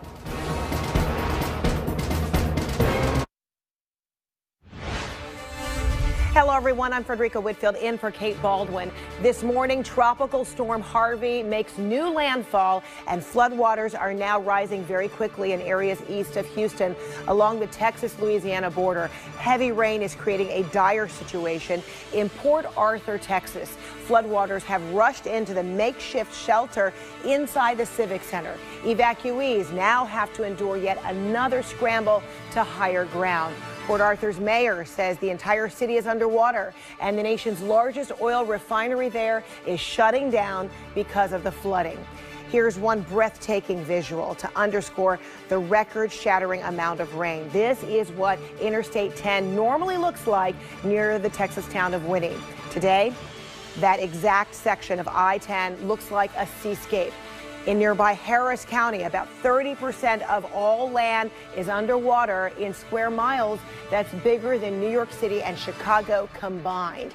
At any moment, we'll hear from Texas Governor Greg Abbott. He'll update the emergency response intensifying across his state. So one of the hardest hit areas right now is Beaumont, Texas. In the last 24 hours, the city got 26 inches of rain and more is on the way. It's a very dangerous situation for people taking to the roads. Watch what happened next to one of our teams this morning.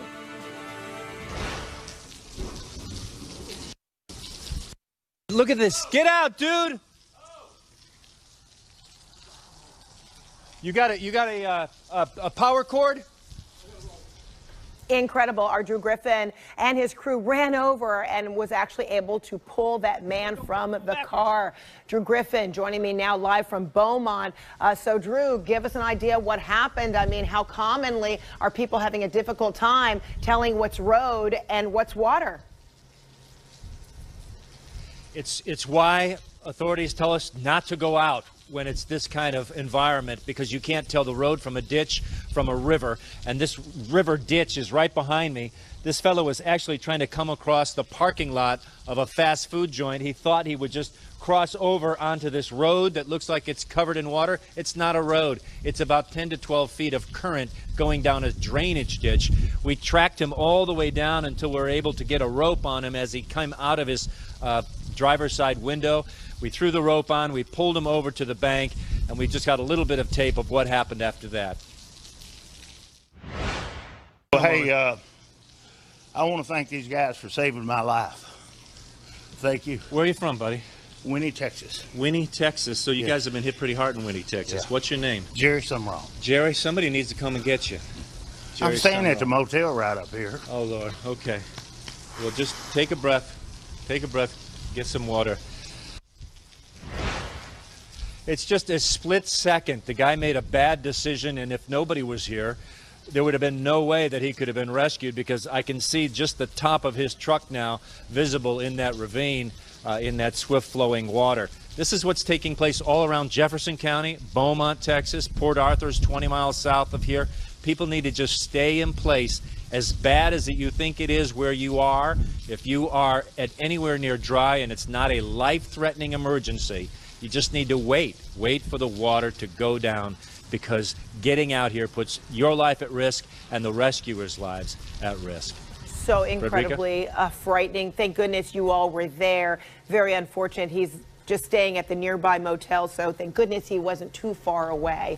All right, Drew Griffin, we'll check back with you there. Thank you so much. Let's bring in CNN's Brian Todd. He's in Houston and on a boat, and they continue to, as we see right there, rescue people. Extraordinary, Brian. What's going on? Well, Frederica, we're in the Lakeside Forest neighborhood west of Houston, and just a kind of a massive evacuation here, all by private boat. You see some fire and police units up there, but they're ferrying people to trucks now where they can get them loaded onto trucks and then out of this neighborhood. We got about 5 people in the boat and about 4 dogs that we just pulled out of a house around the corner here. And there's just pretty good coordination between these private boat operators and some of these truck drivers and some of the officials down the street here. You're going to have to swim with this. What is striking about this situation is that these waters, according to these local residents, were not as high as this until this morning. And the rain pretty much subsided late last night, early this morning, but the waters kept rising. Guys, we got to keep them coming. The local citizens told us that they believe it's from the Buffalo Bayou and from the Addicks Reservoir that spilled over. And so this is a late stage flood here. As you see, they're trying to get these dogs and everybody. The dogs are a little fidgety right now and a little bit scared, understandably. I'll either get out and you can hand me the dog, or I'll hand it. Yeah, sure. They're asking me to help with the dog here. I'll hold him. So, Frederica, this is kind of the situation here. They're just trying to get these people in an orderly way. There's our producer, David Shortell, helping with the dog here. Yeah, we got it. Uh-oh. A little bit of a dog freak out there. One dog is muzzled. Yeah. Aww. So, A lot of stress among the animals here, but the people are fine and they're being evacuated to trucks and everything down the road. Take them to a safer place. Well, it's all hands on deck clearly there, Brian. So give us an idea. I mean, we've seen such an incredible mix of Good Samaritans, officials in this operation right here. Are these people who just happen to pitch in with their, boats, etc., to help people in the neighborhood?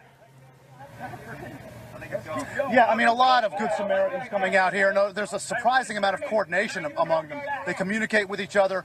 We'll come upon another boat where they'll be going down one street, and they'll tell us that, well, we think there may be people who need help down this other street, so why don't you turn down there? It's a lot of informal communication, of course, but they are communicating, and as you can see, you've got city officials coming in here at the same time, trying to get a read on what. That's a constable truck right there. So it's just a lot of intermixing of city officials and private boat operators helping out here. So then, Brian, as this boat and others kind of go down these what are now waterways, are people flagging them down? Are they putting markers outside their homes to let people know that they want to be rescued? What's happening? People are basically flagging them down, Frederica. In one of the other neighborhoods where the water was even higher at the height of the storm, they were telling people to put towels and everything out of their windows. We're not seeing that here, but people are coming out and flagging them down if they want to be picked up. Some people are actually saying, don't pick me up, I'm okay, I'm going to ride it out. So a lot of people, like these gentlemen over here, seem to be willing to stay. But a lot of people here are they're afraid now because this was a late event in this storm. The waters just rose this morning. So for those who are saying that they want to stay, are they being asked any other additional follow-up questions from authorities there? Like, do you have food? Is there anything you need? We haven't heard people ask them that. They're basically just asking them, do you want to stay or go? Because they're just just trying to figure out what's going on here. They're just in such a hurry to get people out who want to get out. I have not, but these are private boat operators, so they're not really in a position to ask whether people have food or not. That's up to the search and rescue teams and the city officials to come out here and ask that. But it seems people here are in pretty decent shape, but they're just really concerned about their homes. And because this water rose so late, basically early this morning, they just don't know if it's going to go higher or not, so they're a little bit scared. All right, heroic work that so many of you are doing, and all of those boaters, rescuers, etc. Brian, Todd, thank you so much. Appreciate it. All right, let's find out more about the biggest threats in Texas and Louisiana right now. Meteorologist Chad Myers is following all that from the CNN Weather Center. Chad. Biggest threat, still rising water in Houston and surrounding. I mean, still Richmond going to go up and Rosenberg going to go up and the like. But tonight and overnight, we're still watching and hoping that Beaumont, Port Arthur can dry out. They have had 26 inches of rainfall in 24 hours. Now, that doesn't compare to 52 inches in Cedar Bayou, but really that has been over about 120 hours. It is the devastating flood happening right now in Beaumont, Port Arthur, and not getting a lot of TV attention because all the crews are in Houston. But if you are in Beaumont, Port Arthur, they know you are flooded. Keep tweeting, keep calling, and the boats are on the way as well there. We've seen so many reports and pictures coming in. People sitting on their roof taking a picture and sending it on Twitter saying, please come save me. Here's the storm here in about 12 hours or so right over Louisiana. It's still raining. There still will be some showers in Louisiana, but I think the heaviest rain might even be over Mobile and east of there to Pensacola. So let's get to this map of the reservoir. Two of them, Addicks and Barker. Our Brian Todd is right there. Addicks and Barker, built back in the 40s, hold back water from the farm and ranch land here. Maybe I'll show you a picture what that ranch land looks like now. And the water comes down the creeks and into Addicks and out into the Buffalo Bayou. It comes into Barker and out the Buffalo Bayou, to Houston being right over here. So they've let some water out of Barker and also Addicks, trying to relieve the pressure, but it didn't work. They didn't relieve enough pressure. The water is now 109 feet high. Up here on the top of Addicks, the top of that levee is 108 feet high. So you know what's going to happen. The water is going to come out of here and then down into the suburbs, down into these residential areas where our Brian Todd is now with the rescue crews. 1953. That's what this place looked like, right here. Same levee right there, just being built right there. Here's Barker down here. Look at this. There's no one here. No one lived there. All they were trying to do was to stop the flood from getting down here into the bayou to Houston. Most of this rain soaked in because there was no concrete, there were no buildings, there was no rooftops to get all that into these creeks and streams. So never did they ever estimate how much water could run off. And that's where we are now. Back here, a little zoomed in here, 1953. There's the top.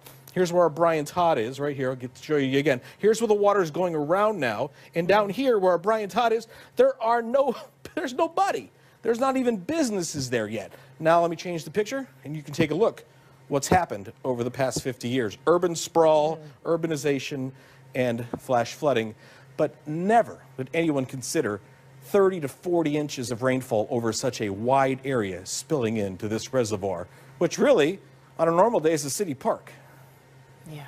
What an incredible view. All of it now underwater. All right, thanks so much, Chad Myers. Appreciate that. So as Chad just said, Beaumont and Port Arthur, Texas are facing life-threatening floods.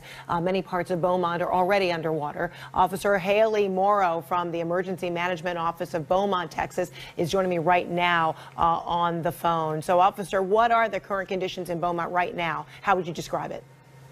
Well, right now we are just, for lack of a better term, treading water. We are trying to get to all of the people who are calling in for emergency rescue, not to mention the people who have called on a non-emergency rescue just because of floodwaters that are rising.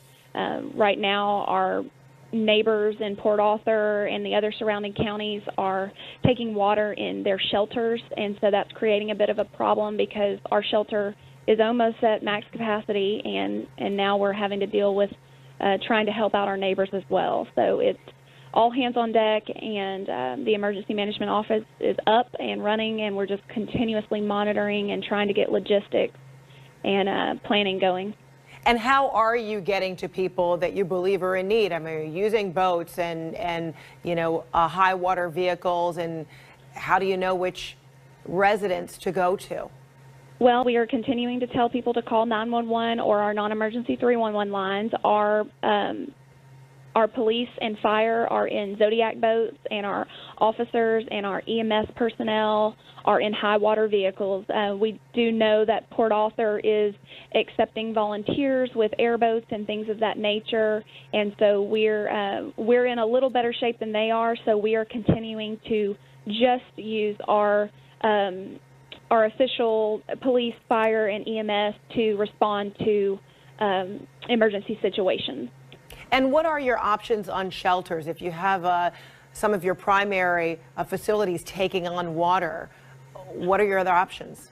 Well, we in the city of Beaumont, we are not taking water in any shelters. We're still dry. That footage from the shelter is from Port Arthur, and a lot of the footage that's being shared is all from Port Arthur. We do have flooding. We are in dire situations, but our shelters are okay. The only problem we're having right now is that they are almost at max capacity, and so logistically we're trying to work out another facility, especially because now that the shelters in Port Arthur are taking water, everyone's looking to Beaumont to assist, and we're really strapped with trying to get our citizens to safety as well. And then, Officer Morrow, it is so sad to hear this information about one confirmed death in Beaumont. A woman found with her toddler daughter clinging to her. The mother was lost, but the little girl survived. What more can you tell us about the circumstances there and how the little girl is doing? We are now at 2 confirmed fatalities. Unfortunately, we had another one this morning, but we don't have a whole lot of detail on that one. But yesterday, at about 3:30, our officers responded to the southbound service road on I-10 in reference to a high water rescue where a vehicle was flooded out and the mother and child were swept into a canal. And so when the first responders got there, they were about half a mile from the vehicle, almost underneath a trestle. Had it been a few moments later, they would have been swept underneath there, and our boats wouldn't have been able to get to them. And they spotted the child who had a pink backpack on, and she was clinging to the back of her mother, who was already deceased and floating in the water. And so that was devastating for our first responders, and just across the city, our first responders are just mentally and physically exhausted. But that involving a child, and just a true testament of a mother who put her own life at risk and sacrifice her life to save her child. That was devastating news here in Beaumont. It is devastating. All right, Officer Haley Morrow, thank you so much. All the best to you and your friends and neighbor and family there in Beaumont. Appreciate it. All right, coming up for us, they went there for safety, only to get flooded again. Some evacuation centers in Texas now taking on several feet of water. We'll see more about some of those places, the stunning images, and where these folks go from here. Straight ahead. Plus, the incredible displays of heroism keep coming out of Texas. Coming up, how these Texans formed a human chain to save a stranded driver. This is Crab Fest at Red Lobster. Dive into the classic crab lover's dream or new dueling crab legs with Dungeness and snow crab, only during Crab Fest. Now this is seafood. And hurry in to enjoy our new crab melt, part of our seafood lover's lunch. Weekdays just $9.99. The goal of every allergy sufferer is zero nasal allergy symptoms, and nothing gets you closer than Nasacort. Unlike antihistamines that target one cause of your symptoms, Nasacort stops more, and stopping more gets you closer to zero. Nasacort stops more of what makes you miserable. Binders, done. Super cool notebooks, done. That's Mom taking care of business. Save on back to school now with a 25-cent event only at Office Depot Office Max. All this, just 25 cents each. Taking care of business. I do. Who says a pool can't be in the sky? Who says a living room can't be in a pool? Who says a 5-star luxury vacation can't be all-inclusive? Sandals La Source Grenada takes innovations beyond the realm of imagination. Experience the sandals of tomorrow today. Call 1-800-SANDALS. It's the Sears semi-annual blowout event. Save 10 to 70% off on all clothing and shoes. And up to 70% off on outdoor life for him and Simply Styled for her. Plus hot deals on jeans for kids starting at $8.99. Hurry in. Sale ends September 4th. Hi, I'm Jesse. And I'm Ben. We started Hubble because contact lenses are too expensive. At Hubble, our fresh daily contacts are affordable and delivered straight to you. Get your first 2 weeks free at HubbleContacts.com. I have spent years taking over-the-counter products for my belly pain and constipation. I've had it up to here. It's been month after month of fiber. Weeks taking probiotics. Days and nights of laxatives, only to have my symptoms return. If you've had enough, tell your doctor what you've tried and how long you've been at it. Linzess works differently from laxatives. Linzess treats adults with IBS with constipation or chronic constipation. It can help relieve your belly pain and lets you have more frequent and complete bowel movements that are easier to pass. Do not give Linzess to children less than 6, and it should not be given to children 6 to less than 18. It may harm them. Don't take Linzess if you have a bowel blockage. Get immediate help if you develop unusual or severe stomach pain, especially with bloody or black stools. The most common side effect is diarrhea, sometimes severe. If it's severe, stop taking Linzess and call your doctor right away. Other side effects include gas, stomach area pain, and swelling. Talk to your doctor about managing your symptoms proactively with Linzess. If you have Medicare Parts A and B and want more coverage, guess what? You could apply for a Medicare Supplement Insurance Plan whenever you want. No enrollment window, no waiting to apply. That means now may be a great time to shop for an AARP Medicare Supplement Insurance Plan, insured by United Healthcare Insurance Company. Medicare doesn't cover everything, and like all standardized Medicare Supplement Insurance Plans, these help cover some of what Medicare doesn't pay. So don't wait. Call now to request your free decision guide. It could help you find the AARP Medicare Supplement Plan that works for you. These types of plans have no networks, so you get to choose any doctor who accepts Medicare patients. Rates are competitive, and they're the only plans of their kind endorsed by AARP. Remember, these plans let you apply all year round. So call today, because now's the perfect time to learn more. Go long. Closed captioning brought to you by Simmons Hanley Conroy. Call 1-800-891-1300. If you have mesothelioma, call Simmons Hanley Conroy. Billions have been set aside to pay asbestos victims. Call Simmons Hanley Conroy. 1-800-891-1300. 1-800-891-1300. Welcome back. Amid all the tragedy, Houston had more than 50 rescues by the fire department since midnight. And there are also remarkable stories of ordinary people jumping in to help each other. Like we see in this heartwarming video, a group of people forming a human chain on the interstate to try and rescue an elderly man who was being swept away by the floodwaters in his car. Come on, keep the chain going. Come on, we're younger. Come on. Go, grab him. Grab him.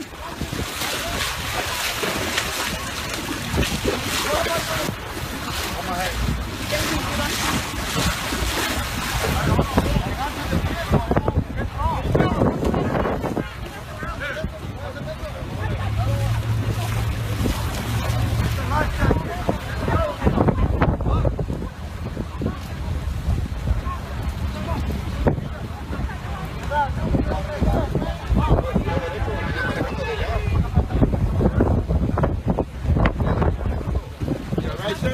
Everybody got a blanket or something for him? Do me a favor. Anybody got a blanket? I'm gonna pick you up. What's up, man?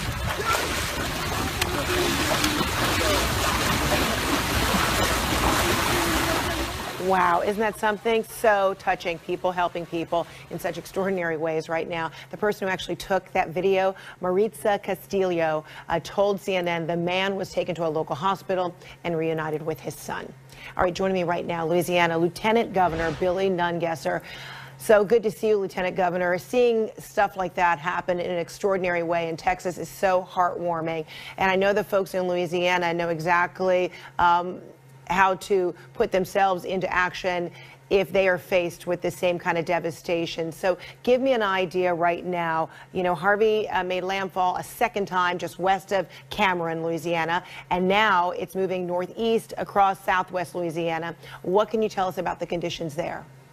Well, we're getting these rain bands, but our concern will be after this storm comes well ashore and those rivers start flowing south with the heavy rains, the unknown. Will they inundate neighborhoods and new areas that have yet to flood?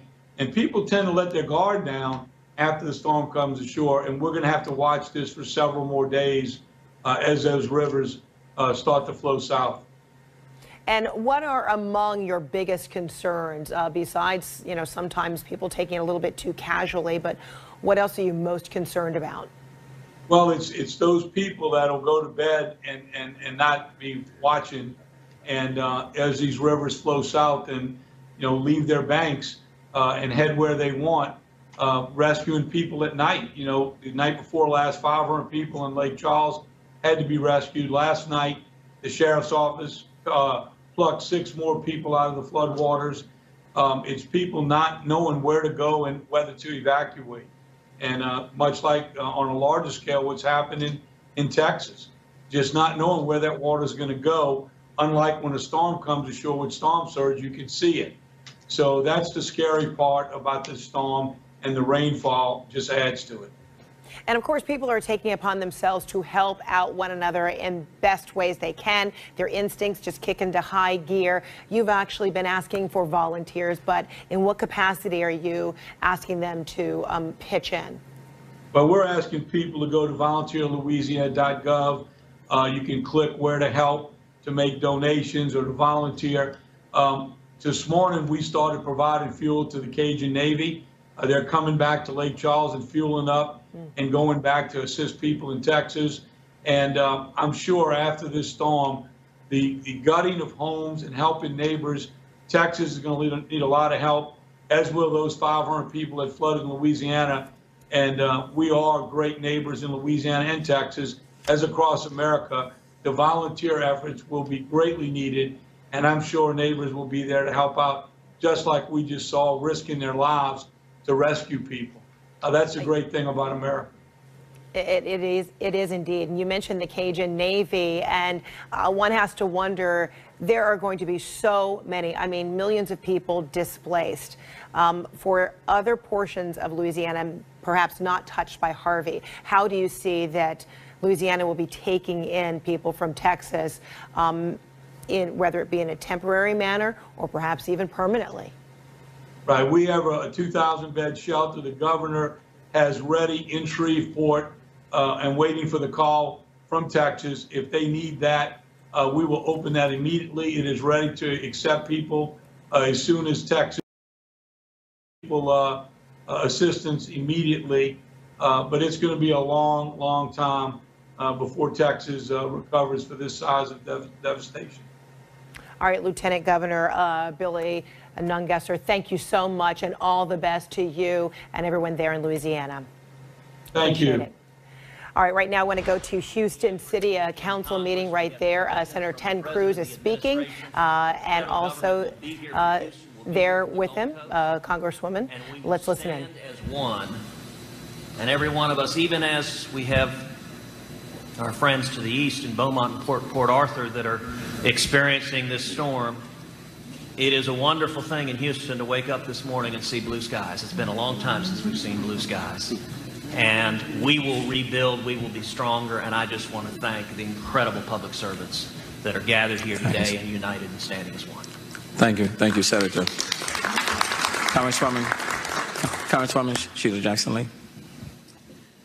There's a lot of love in this room, and as I saw the emotion of my friend, Congresswoman Stark, I am at that point, and I'm going to try to contain myself. If I had known that the mayor would give me this privilege, I would have dressed up.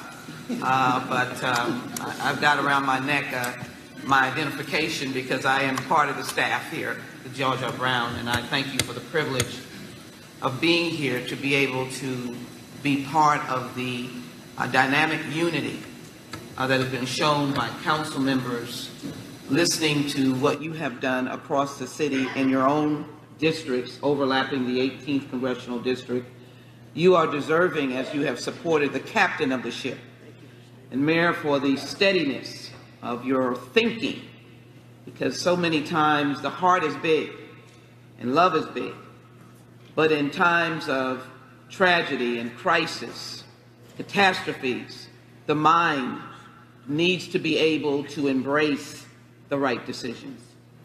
So many of you know that I have said across the nation that you are not here, and what would you have wanted to happen? And the only thing I believe, Mayor, that the tribute will come in the days and months and years is that we saved lives. You saved lives. And you did it because firefighters were not eating or getting their medicine, police officers were not eating or getting their medicine, nor were they at home pulling out rugs and furniture and taking care of the dogs and cats and moms and dads and children. They were out. I saw them. And I had I don't know how to say it, the right to join them on getting 60 people out of a church. And it was firefighters and police officers. And let me thank the United States Army Museum, who brought their equipment out, old military equipment that did work. Please don't, it did work. And those firefighters hauled them down, and we went and got these people. These are the kinds of episodes that happened in this catastrophic event. So I want to, one, say that the federal government is the umbrella on a rainy day. We didn't have rain, we had a monsoon. And nobody could understand what we're facing. So let me again thank Houston, let me thank the brand of this great city. We have a brand, Get It Done. And everybody put it.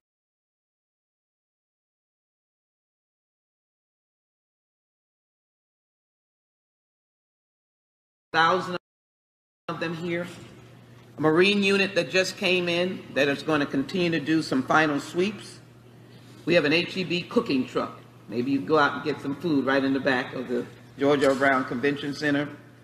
The Christian, the faith community, the Bora community, the Muslim community, all of these folk have been helpful. Let me thank the U.S. Department of Agriculture.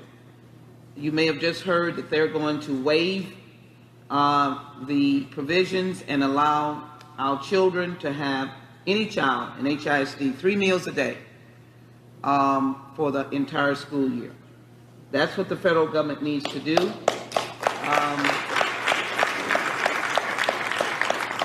and with the Senator's leadership, Senator Cornyn, and I'm so glad he said the Texas delegation, you've had an unblemished record in dealing with FEMA and dealing with the money we've sent. Senator, I remember Senator Hutchinson in Hurricane Ike. We've got $400 million here. We haven't heard a word about any inappropriate use of funds. I think that should be clear to the citizens of Harris County and Houston, of the custodians like the judge, Judge Emmett, and all of you. And so I'm not going to be shy about asking for upfront funding, a waiver, temporary waiver for upfront funding, which I think is important. And Senator, I hope maybe we can help. You know, we try to stay in our lane. We're the federal government. But I hope we can help with a state law that's coming into effect on September 1st. I hope we can pray and ask for a waiver, temporary stop, 6 months. I'm not in charge, but I'd like to collaborate so that folk can get their applications in and be able to get what they are due. That is so very important. I hope that we can do that. Mayor, my last point is that people need comforting, and you've been the chief comforter. And so I just encourage the faith community and just folk who are a little bit more dry than others, hugs, love, and expression that we're going to get through this. And I like the attitude of saying we're still the greatest city. We've got, you see that I'm one of the new recruits on the Rockets. I play basketball better than I play football or baseball. So we just need to make sure that we give that love and that comfort. And as we try to make it back, I don't know whether we're hooking it on a private plane, but I guess they'll open it up for us, Senator, for us to get back to Washington. We'll be able to do this. I have one point to say. I want to emphasize what the Senator did. This is what the Senator said. This is a bipartisan effort. I've gotten calls from across the country from Republicans and Democrats. I want to thank the Democratic leadership for their calls. But I think it's important, I'm in the House, to note that Speaker Ryan has called. He's called me. I think the one point that he said that I want to make sure we all know, that there will not be one light of difference. We'll have some talking points, I'm sure, but one light of difference on getting the funding that we need here in this area.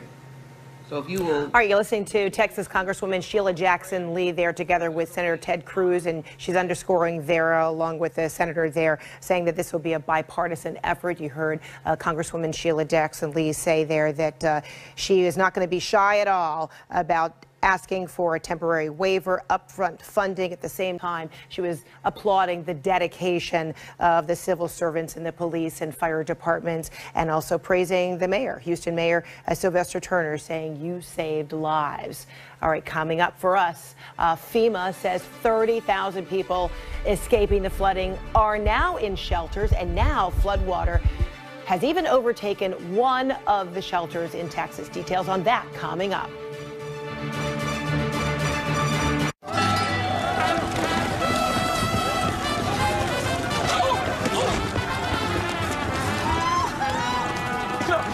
Please, hold.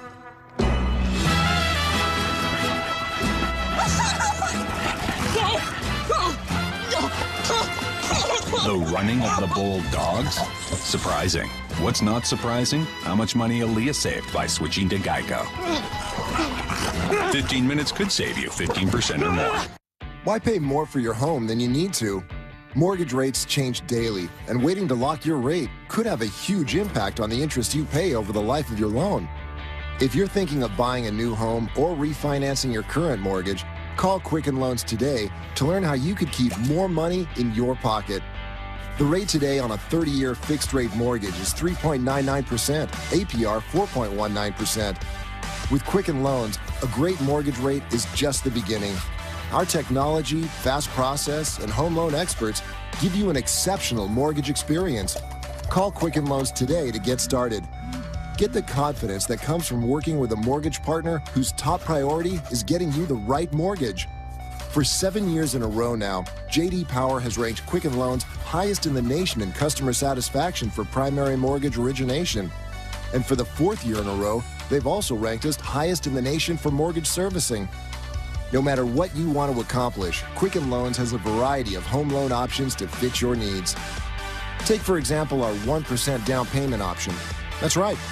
You can own a $150,000 home with as little as $1,500 down. If you want to purchase a new home but don't have enough cash for a large down payment, our 1% down payment option could be a great home loan for you.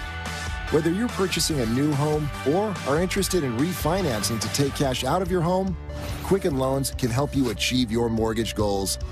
Call Quicken Loans today. Our home loan experts will help you understand all the details so you can be confident you're getting the right mortgage. Again, the rate today on a 30-year fixed-rate mortgage is 3.99%, APR 4.19%. Quicken Loans. Apply simply, understand fully, mortgage confidently.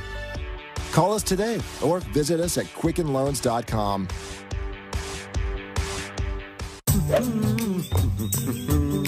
It's just not the same with back pain. Dones relieves back pain. Wow. Dones. We've had your back's back since way back. Now available in a cream. Okay, recording. I know John Sununu. I respect him. He'll be a governor New Hampshire can be proud of. I hope I said his name right. I'd never said it. Sununu? Why the hell isn't his name?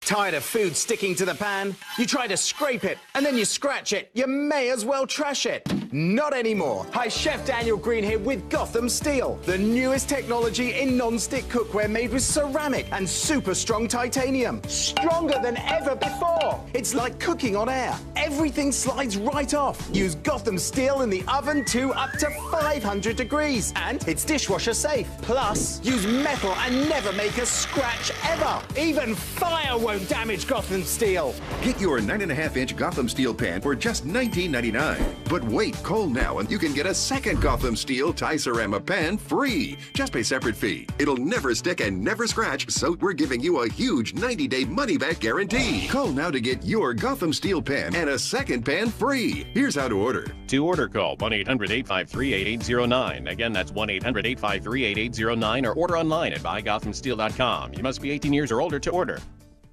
This is CNN, the most trusted name in news.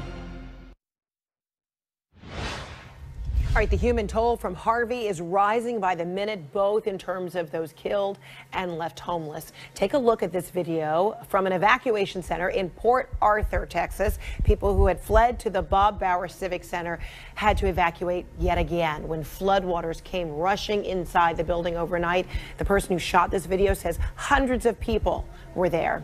FEMA this morning reports more than 30,000 people are at shelters across Texas. That number is expected to rise. And 2 new mega shelters are now open in devastated Houston to ease overcrowding at the city's largest emergency shelter, the George R. Brown Convention Center. And I want to get an update now on conditions at that shelter. CNN's Rosa Flores is there. So, Rosa, what is the situation there? You know, the headline here, Fred, is that people are starting to leave, not so much to go to their homes because a lot of those areas are still flooded, but they're reuniting with their families. Because remember, there were a lot of streets here in Houston that were blocked off. The water was too high. So even though people wanted to go with family rather than coming here to a shelter, they couldn't because those waters were so high. Well, today, after a lot of pain, after a lot of trauma, we are starting to see some smiles, some reunions. I talked to one woman who reunited with her family, and she said that her birthday is tomorrow, Fred, and she is hoping for some seafood and a martini, and she's going to be 66 years old.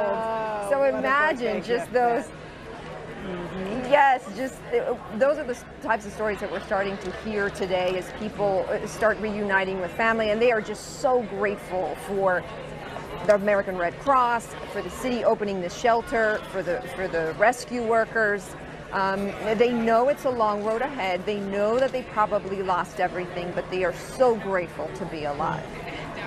Gosh, well, Rosa, you know, while so many people are there at that convention center, part of the problem for some of the relief items was actually getting in to the convention center, you know, in terms of food, diapers, supplies, etc. Have many of those trucks been able to make their way through those impassable roads to finally get some of that relief there?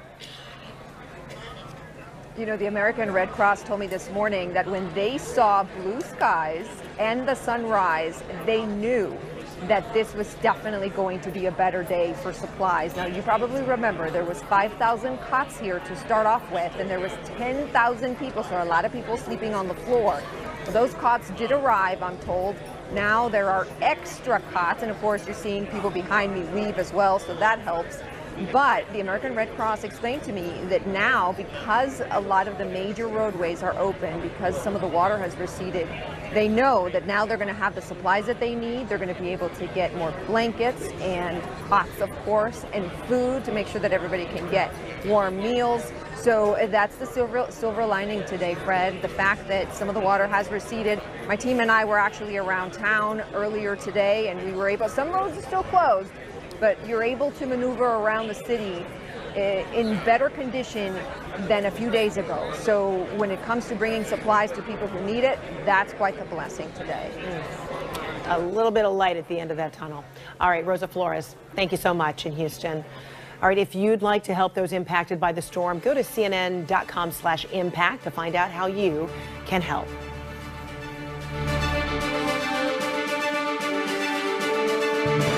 I've seen them all. Big, small, wide, slim, but never two exactly the same. Which is why at Men's Warehouse, we create the perfect fit. Because no matter what size your label says, it's time to like the way you look. Olay Eyes. New deep hydrating eye gel with hyaluronic acid. Born to outperform the #1 prestige eye cream. For better hydration and your best look yet. Olay Eyes Collection. Ageless. There's nothing more important than your health. So if you're on Medicare, or will be soon, you may want more than Parts A and B. Here's why. Medicare only covers about 80% of your Part B medical expenses. The rest is up to you. You might want to consider an AARP Medicare Supplement Insurance Plan, insured by United Healthcare Insurance Company. Like any Medicare Supplement Insurance Plan, these help pick up some of what Medicare doesn't pay. And these plans let you choose any doctor or hospital that accepts Medicare patients.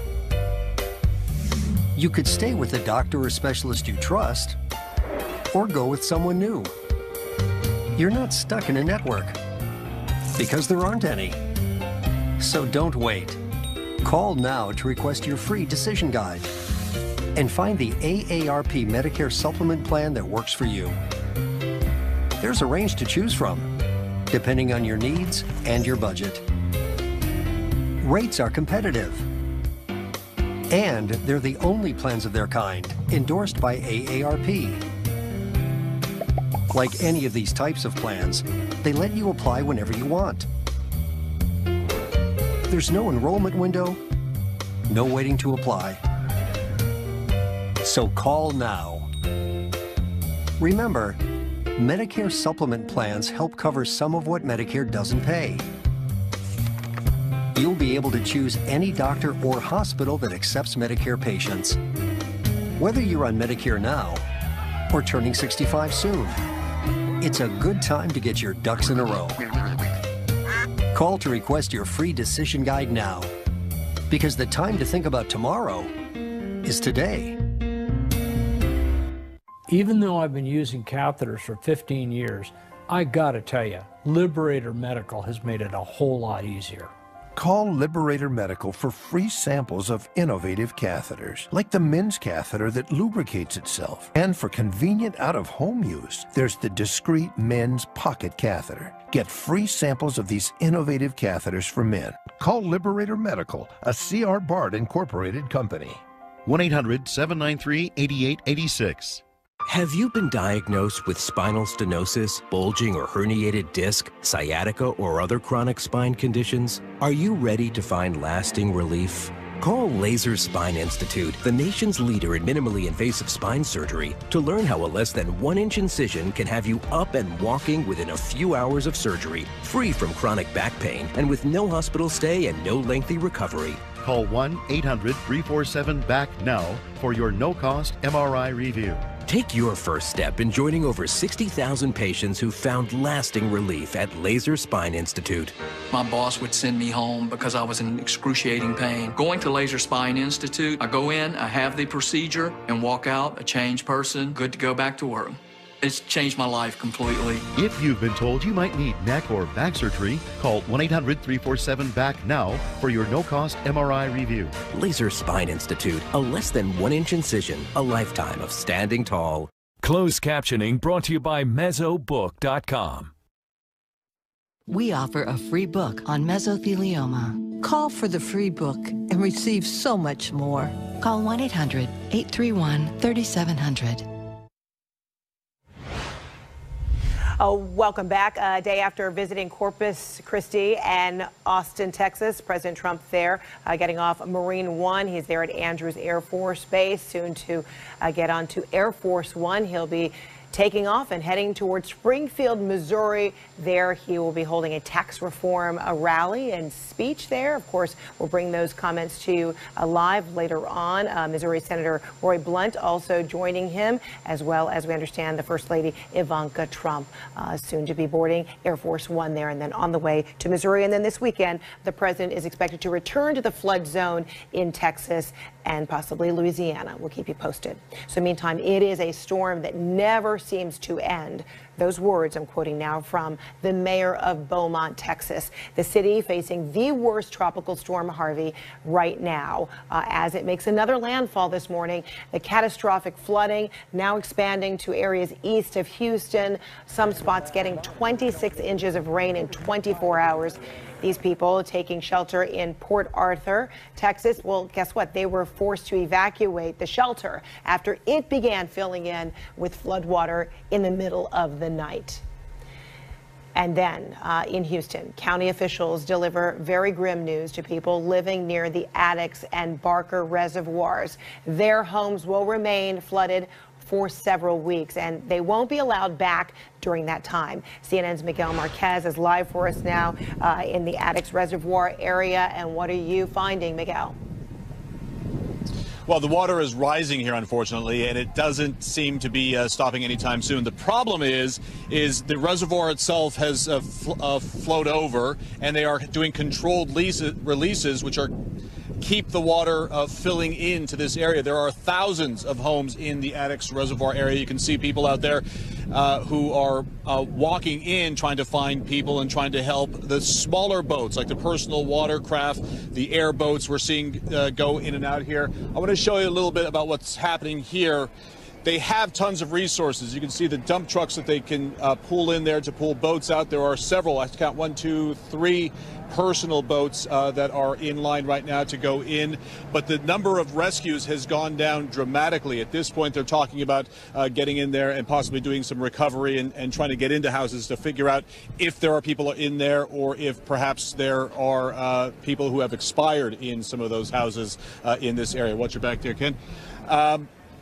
There is concern for this huge armada, this navy of individuals across Houston that have come in. You know, overnight there were 3 people who were swept in their boat near, not too far from where we are right now.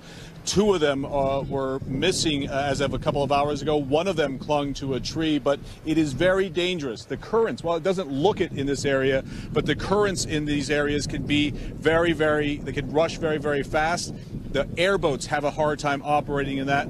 The bigger boats have a hard time operating in this stuff because it's also very, very shallow in many of these areas. So, you know, we were on a boat in the last couple of days. This morning we were on a boat in a different neighborhood, and by the time, within a few hours, it was almost too shallow for that boat to operate, so we had to get it back on its trailer and get it out before it was too late for that. So just you know, the sun is shining. We're seeing a little blue sky here, so that is the big headline for people here. But it is the light at the end of the tunnel, and they clearly have a very, very long way to go. Fred?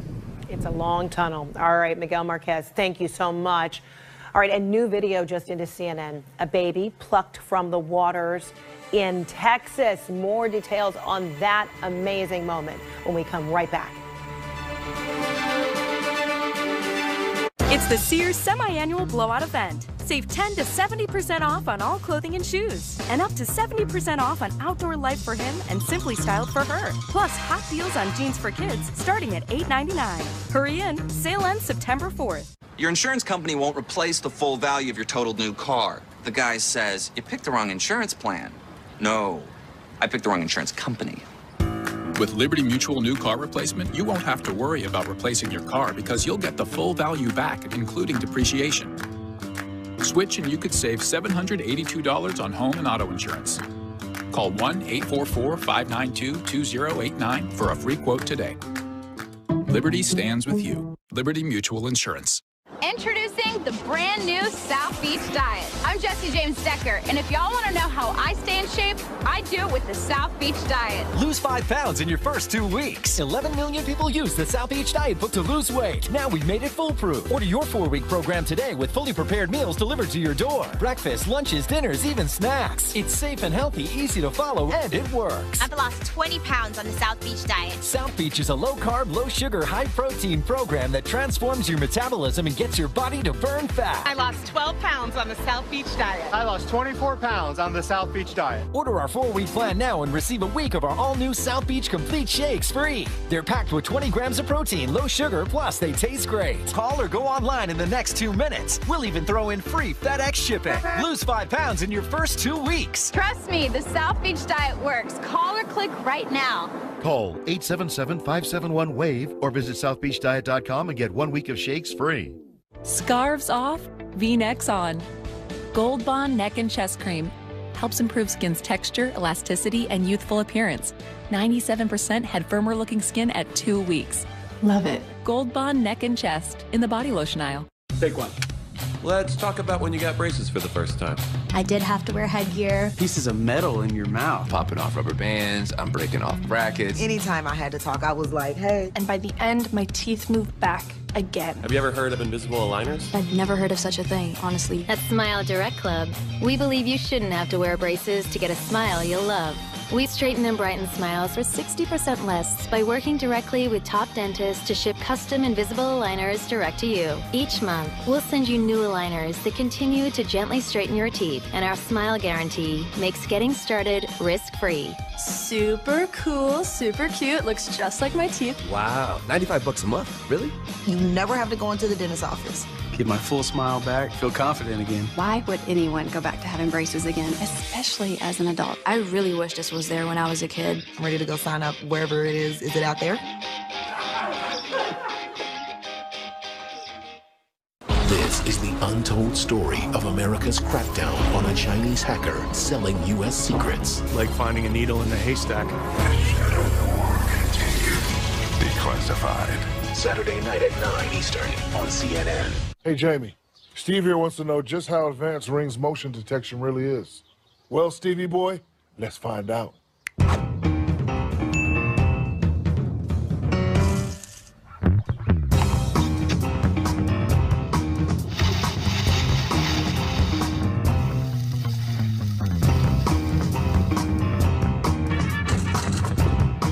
What's up now, Steve? Build a ring of security around your home today. You won't see these folks at the post office. They have businesses to run. They have passions to pursue. How do they avoid trips to the post office? Stamps.com. Mail letters. Ship packages. All the services of the post office right on your computer. Get a 4-week trial plus $100 in extras, including postage and a digital scale. Go to stamps.com/try and never go to the post office again. I'm telling you, if he looks over here, he's gonna see someone sitting here. He's coming right over here. All right, every day for 5 days now, unbelievable pictures, stories, video, and look at this.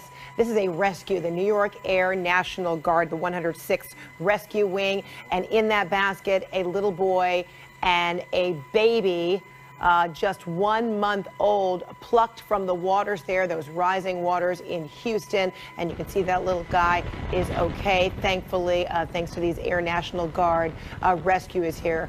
This heroic moment. There are so many of these moments many times over throughout South Texas. And now the floodwaters are ravaging Louisiana, the western portions as well along the Texas-Louisiana border. We'll continue to show you extraordinary pictures and images like this and rescues all day long. I'm Frederica Whitfield. Thanks so much for being with me. I'll be back tomorrow, and we'll have much more straight ahead. Hi, I'm Barry Sloan with NewTek, your business solutions company. Does your business need money? Whether you need $10,000 or $10 million, you can count on NewTek, the nation's largest non-bank government-guaranteed lender. NewTek can help your business expand and grow. With a simple phone interview, we can pre-qualify you in just 48 hours. And with rates as low as 6%, you can see why so many businesses turn to NewTek. To see how easy getting a loan can be, contact NewTek, your business solutions company, today. How do you chase what you love with moderate to severe rheumatoid arthritis? Do what I did. Ask your doctor about Humira. It's proven to help relieve pain and protect joints from further irreversible damage in many adults. Humira works by targeting and helping to block a specific source of inflammation that contributes to RA symptoms. Humira has been clinically studied for over 20 years. Humira can lower your ability to fight infections, including tuberculosis. Serious, sometimes fatal infections and cancers, including lymphoma, have happened, as have blood, liver, and nervous system problems, serious allergic reactions, and new or worsening heart failure. Before treatment, get tested for TB. Tell your doctor if you've been to areas where certain fungal infections are common, and if you've had TB. Hepatitis B, are prone to infections, or have flu-like symptoms or sores. Don't start Humira if you have an infection. Ready for a new chapter? Talk to your rheumatologist about Humira. This is Humira at Work. Attention Medicare beneficiaries. Many people with Medicare may be able to get extra benefits and don't even know they're available. You may be able to get dental, vision, hearing, and prescription drug coverage included in your plan. The Medicare Coverage Helpline is accepting calls to see if you're eligible to enroll now. You may be able to get extra benefits including dental, vision, and prescription drug coverage. Hi, I'm Dr. Jason Buchwald. Making sure you go to the doctor and taking all your medications as prescribed can help protect your health. To make it easier, you may now be able to enroll in a Medicare Advantage plan that includes coverage for dental, vision, and prescription drugs. Help protect your health by choosing the right plan for you and get all the benefits you deserve. Call to see if you may be able to get extra benefits, including dental, vision, and prescription coverage. Don't delay. Call to see if you're eligible to enroll and may be able to get extra benefits now. Call 800-779-8200. That's 800-779-8200. Good evening. This is Ronald Reagan, President of the United States of America. The White House has become more and more the stage, a theater. There is a mood in Washington tonight of a president who is very much on the defensive. Polls show that a lot of American people just simply don't believe you. Together, we'll make America great again. Thank you very much. Presented by Volkswagen. Hey, I'm Ty Pennington, and I've got a simple question for you. Are you paying too much for your mortgage? Well, you won't know for sure until you check with Guaranteed Rate. You can do it right now. It's that easy. With Guaranteed Rate's digital mortgage, you can choose from today's lowest rates, check your free credit scores, and even get approved online. Anytime, anywhere. All in just minutes, at no cost to you. Lowering your mortgage payment could save you thousands of dollars. Just take a few minutes right now to see how much you could save. We were going to rent. That was the going-in plan, but the rate was so low at Guaranteed Rate that we ended up buying. Whether you're buying a new home or refinancing your current home, get a low, low rate from Guaranteed Rate. Visit rate.com right now to find out how much you could save. Call 1-888-557-1555 or visit rate.com. This is CNN, the most trusted name in news. This is CNN Breaking News. Welcome to Inside Politics. I'm John King. Thank you for sharing your day with us. Another difficult day. Harvey back over land, dumping now more unwelcome water along the Texas-Louisiana border. This, look here, is Beaumont, Texas. A big pickup truck, no match for the rising waters. He drove right into maybe 12 to 20 feet of moving water, and that is where he ended up. Some bursts of welcome sunshine today in Houston, but the mayor says it is not safe to go home. First responders there still overwhelmed with calls for rescues. More than 30,000 people now in shelters, more than 200,000 already signing up for disaster aid, and expect that number to keep climbing. The operation right now is very clear. We're still in life-saving, life-sustaining mode. This is going to be an incredibly large disaster for the country. It's going to help us, to reshape some of the ways that we do business. We're going to learn from it and go on. President Trump already planning a return visit to Texas and promising that state, Louisiana as well, will get everything it needs to recover. 5 days after Harvey first hit, though, no one has a clue just what that ultimate toll will be. We have had a very collaborative and seamless connection between the federal government, the state of Texas, and the local governments for a remarkable response to, as you pointed out, a record flooding. But also we talked about where we go from here and what needs to be done from here to take care of the challenges that Texans are going to be facing for months and for years to come. That's the Texas Governor Greg Abbott there this morning on CNN. We are expecting a briefing from the governor any moment now in Austin, Texas. We will take you there when he speaks. You see there the headline from the Houston Chronicle this morning: epic flooding shows no mercy. Houston and Texas state officials mostly terrified by what they still do not know. How many people still need to be saved and how many are already beyond saving. The death toll sadly rising to 12, and it will likely rise again as the day wears on and in the days ahead. FEMA's Director Brock Long won't even estimate how many people have been dislodged from their homes by the storm because that number is constantly rising.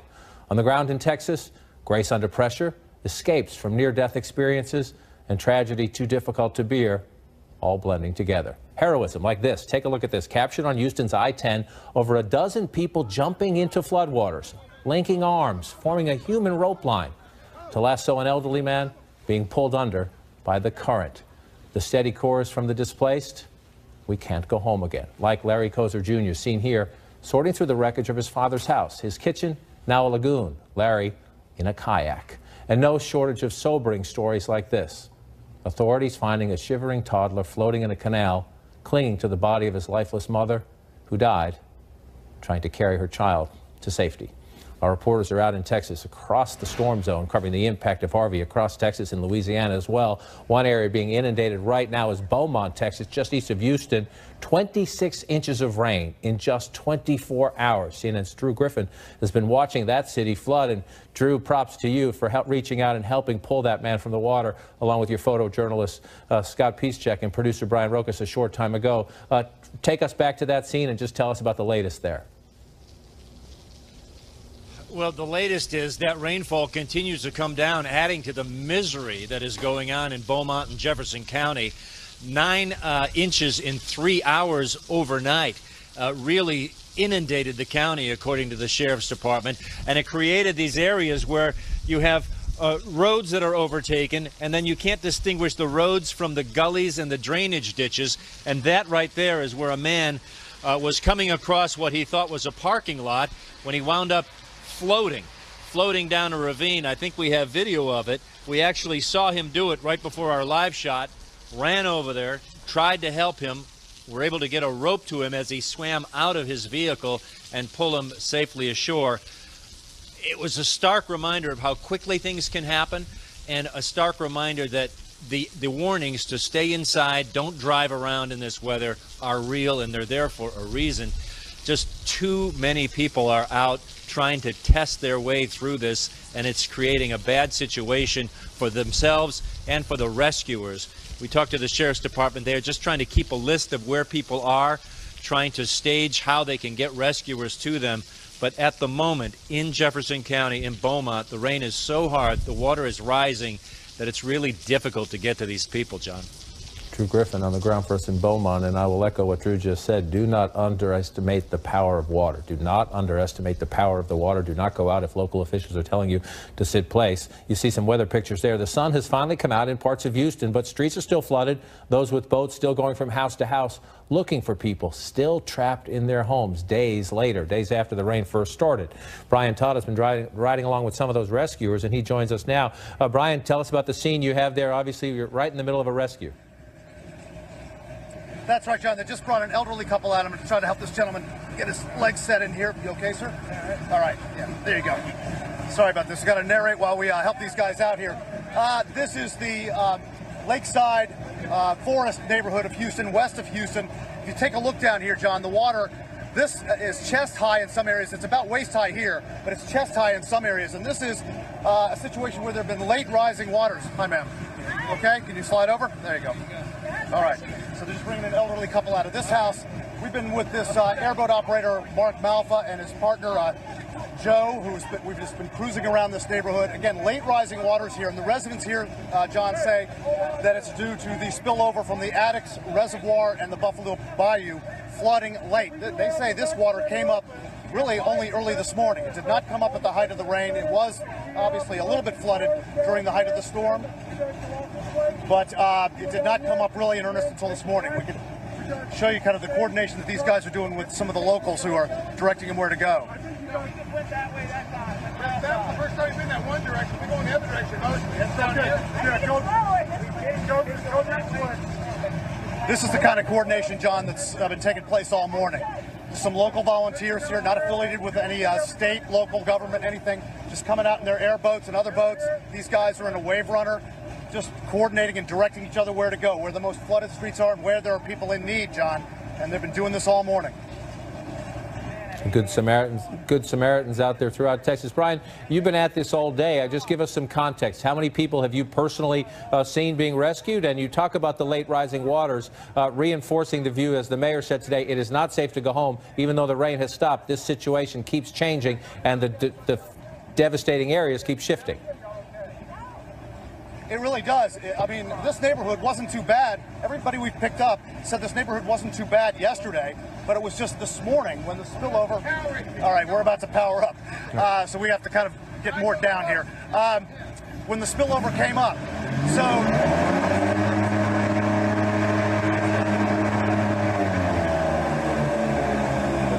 We'll just watch as the boat pulls out. Brian, don't try to talk over the airflow. Just please give our thanks to the crew of your boat again for doing the good work they're doing there. You just see Brian Todd. Let's just stay with this picture for a minute. We don't need to hear from Brian.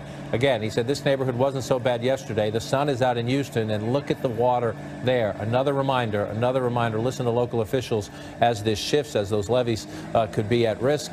Brian Todd leaving that community there. We'll get back in touch with Brian a bit later. It is the slow movement of this storm that's made it so devastating since the initial impact. As you just saw there, finally out of Houston, but now pounding smaller cities to the east. Our meteorologist Chad Myers is in the CNN Weather Center. Chad, Harvey actually made a second landfall today. Where is it now, and where's it heading?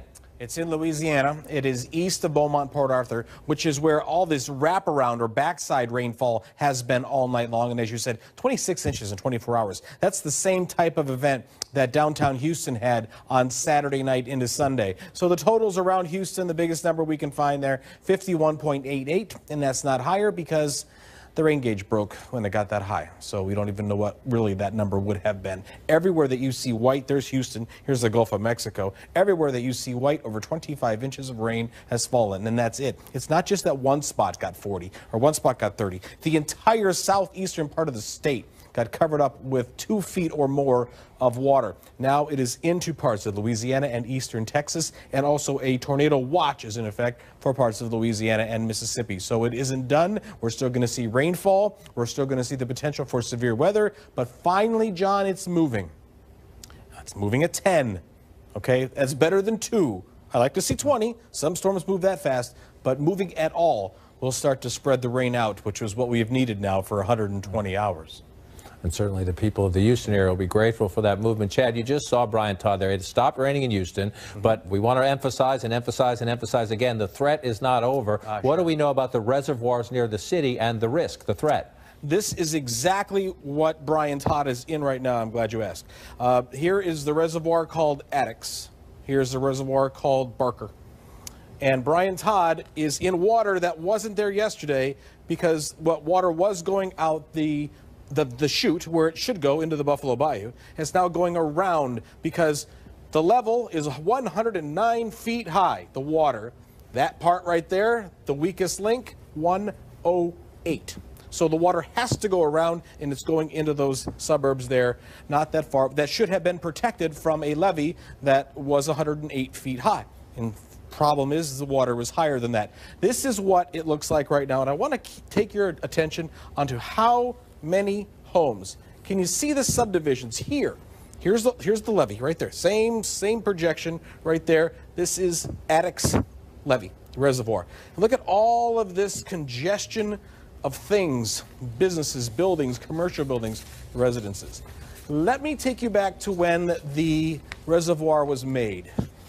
Can you find a building? Not really. This was rangeland. This was farmland west of Houston.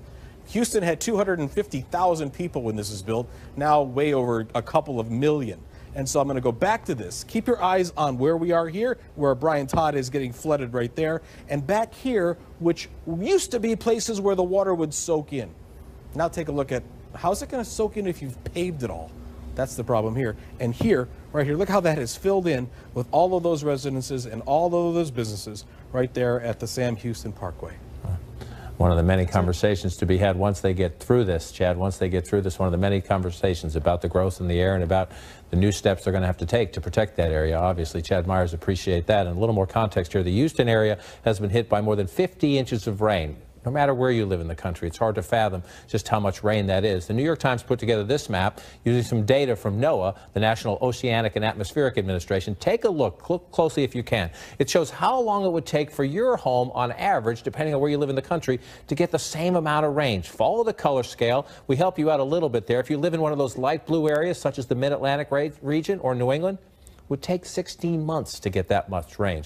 If you live in the dry desert areas of the Southwest out there, parts of California, 5 years. 5 years it would take to get that much rain. This has happened in 5 days in Houston and the surrounding areas of Texas.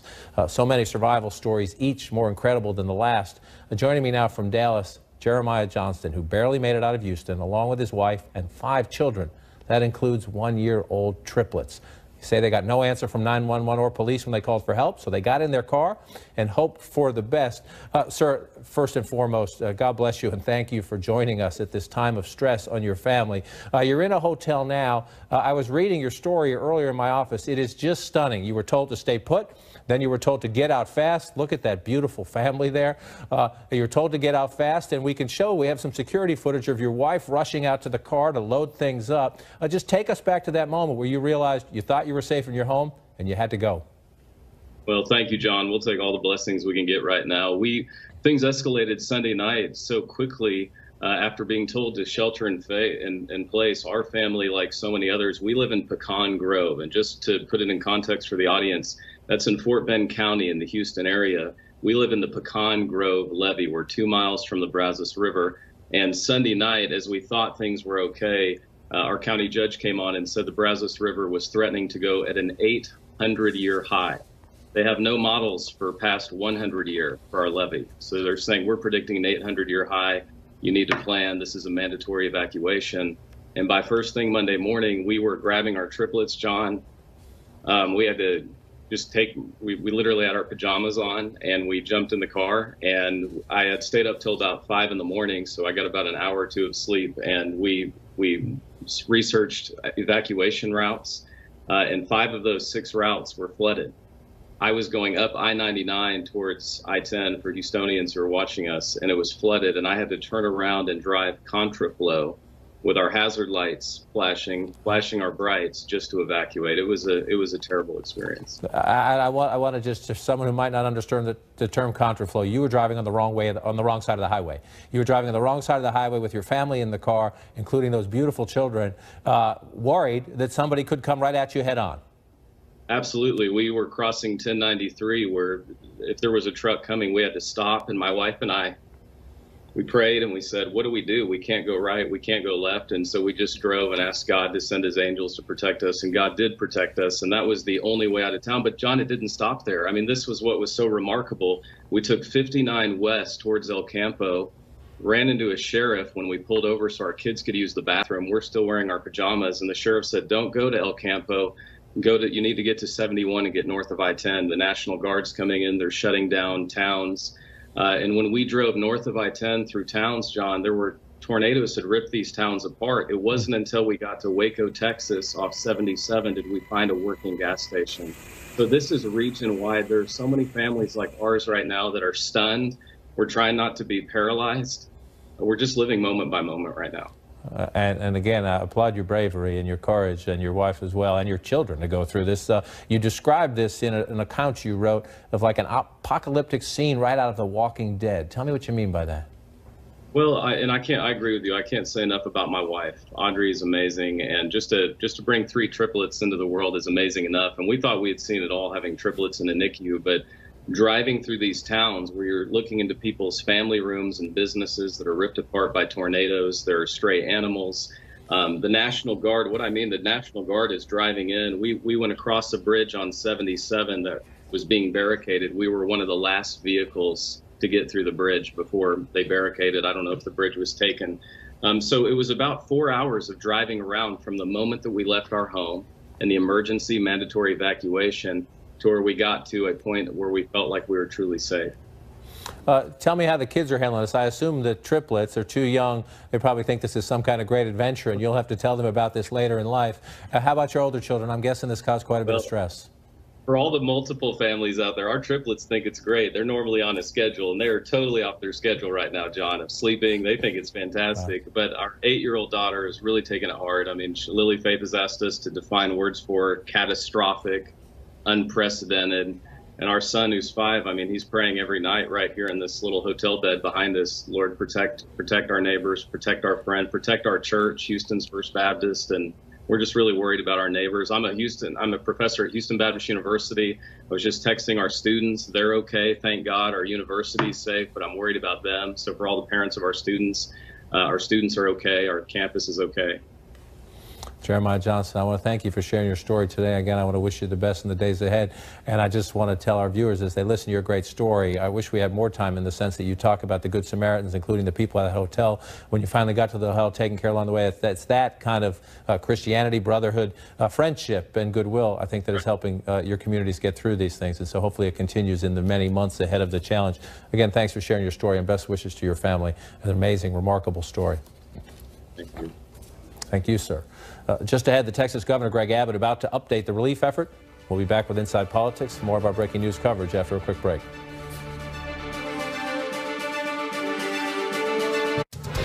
Inside Politics, brought to you by Fluad, influenza vaccine adjuvanted. It's flu season, and at our age, flu can be more serious. Nobody has time for that. It's my time to do the things I love. But as we age, our immune system can weaken, and traditional flu shots may not work as well for us. Fluad, designed for adults 65 and older. Unlike other flu shots, Fluad contains an immune-enhancing ingredient that can help provide a strong immune response to the flu. You should not receive Fluad if you have had a severe allergic reaction to any of the ingredients in the vaccine in the past, including egg protein, or severe reaction to a previous influenza vaccine. Tell your healthcare provider if you have ever had Guillain-Barré syndrome, severe muscle weakness after getting a flu shot, or have an allergy to rubber latex. The most common side effects of Fluad are pain or tenderness at the site of injection, muscle aches, headache, and fatigue. It's time you asked your healthcare professional about Fluad. Designed for adults 65 and older. Welcome to Smarter Investing. At Betterment, we've created automated investing to help people make better financial decisions and reach their goals. Betterment gives you personalized advice, helps you manage your money, and invest for your personal goals. Go to betterment.com/invest and get up to 1 year managed free. Taxpayers have rights. Do you know your rights? We do. We're Community Tax. If you owe back taxes, have years of unfiled returns, or have received one of these, you need our help immediately. The IRS is now more aggressive than ever and even using private debt collectors to collect back taxes. With our proprietary Fast Action Response Program, Community Tax can stop wage garnishments, bank levies, and harassment now. Call Community Tax today at 800-444-1026 for a free, no-obligation case analysis. Who's your tax guy? At SWMW Law, we take pride in developing relationships with every client who is suffering from mesothelioma. Each client, every family, has a unique story that motivates us to help in every way we can. From the moment we meet until your case is resolved, the same friendly face, the same dedicated partner will be on your team, guiding you and your family every step of the way. When you put your confidence in us, we will handle all the heavy lifting. You live your life while we fight for your rights. We will help you obtain compensation as quickly as possible so that you can have the peace of mind, financial security, and justice you deserve. If you or a loved one has been diagnosed with mesothelioma, contact SWMW Law for a complimentary, no-obligation consultation today. SWMW, helping you and those you love. We wanted to sell our home and at the best price, and we needed a real estate agent who could get that done. We're so glad we found HomeLight. HomeLight ranks over 1 million agents based on their actual track record. They crunch the numbers to figure out who is best in your neighborhood, who can sell your home for the most money. HomeLight matched us with Alex. He sold our home in only 2 days for $40,000 over asking. When it's time to sell, the place to go is HomeLight.com. T-Mobile announces $0 down for all. Now get the whole family the hottest smartphone brands like Samsung Galaxy for $0 down. Plus get 4 unlimited lines for $40 a month, taxes and fees included. More reasons why T-Mobile is America's best unlimited network. My experience with USAA has been excellent. They always refer to me as Master Sergeant. They really appreciate the military family, and it really shows. We've got auto insurance, homeowners insurance. I had an accident with the vehicle. I actually called USAA before we called the police. USAA was very hands-on, very quick, very prompt. I feel like we're being handled as people that actually have a genuine need. We're the Weber family, and we're USAA members for life. USAA. Get your insurance quote today. Welcome back. Any moment now we'll take you live to Austin, Texas. The Governor, Greg Abbott, about to give a daily briefing, his update on the Harvey search and rescue efforts, then moving on to the recovery efforts. One of the big questions for the governor as we await what he has to say today is like many officials, just simply don't know the scope of this yet because the rain continues in much of Texas. The search and rescue operations continuing in Houston, even though the rain in most of that area has stopped. We don't know a lot, but we do know who lives in the most devastated area. Let's just take a look. This is Harris County, Houston, and the surrounding county. 42% of the population is Latino. 30% is white, just shy of 20% African American, and 7% of the population in this incredibly diverse area, Asian. These people now, all of them, our neighbors and our friends, worrying and wondering what happens next. Again, looking at the area, the median income in Harris County, about $54,000 a year. The poverty rate, just shy of 17%. How does that compare with national averages? As you see, the median income, a bit below the national average, the poverty rate above the national average. Again, the challenge of helping these people impacted by the demographics of the area. The census data tells us that 55% of the people who live in Harris County own their own homes. Their questions: will it be partially impacted? Will maybe it escape the flooding? Will it be destroyed? All of the many questions that need to be answered, all one of the reasons the FEMA director says this is a challenge today, tomorrow, and as far as he can see. The need to volunteer is going to take place over the next couple years, okay? And the need to volunteer is in, let me remind you, 50 counties right now, not just in Houston, but everywhere. So that mission is going to continue to expand.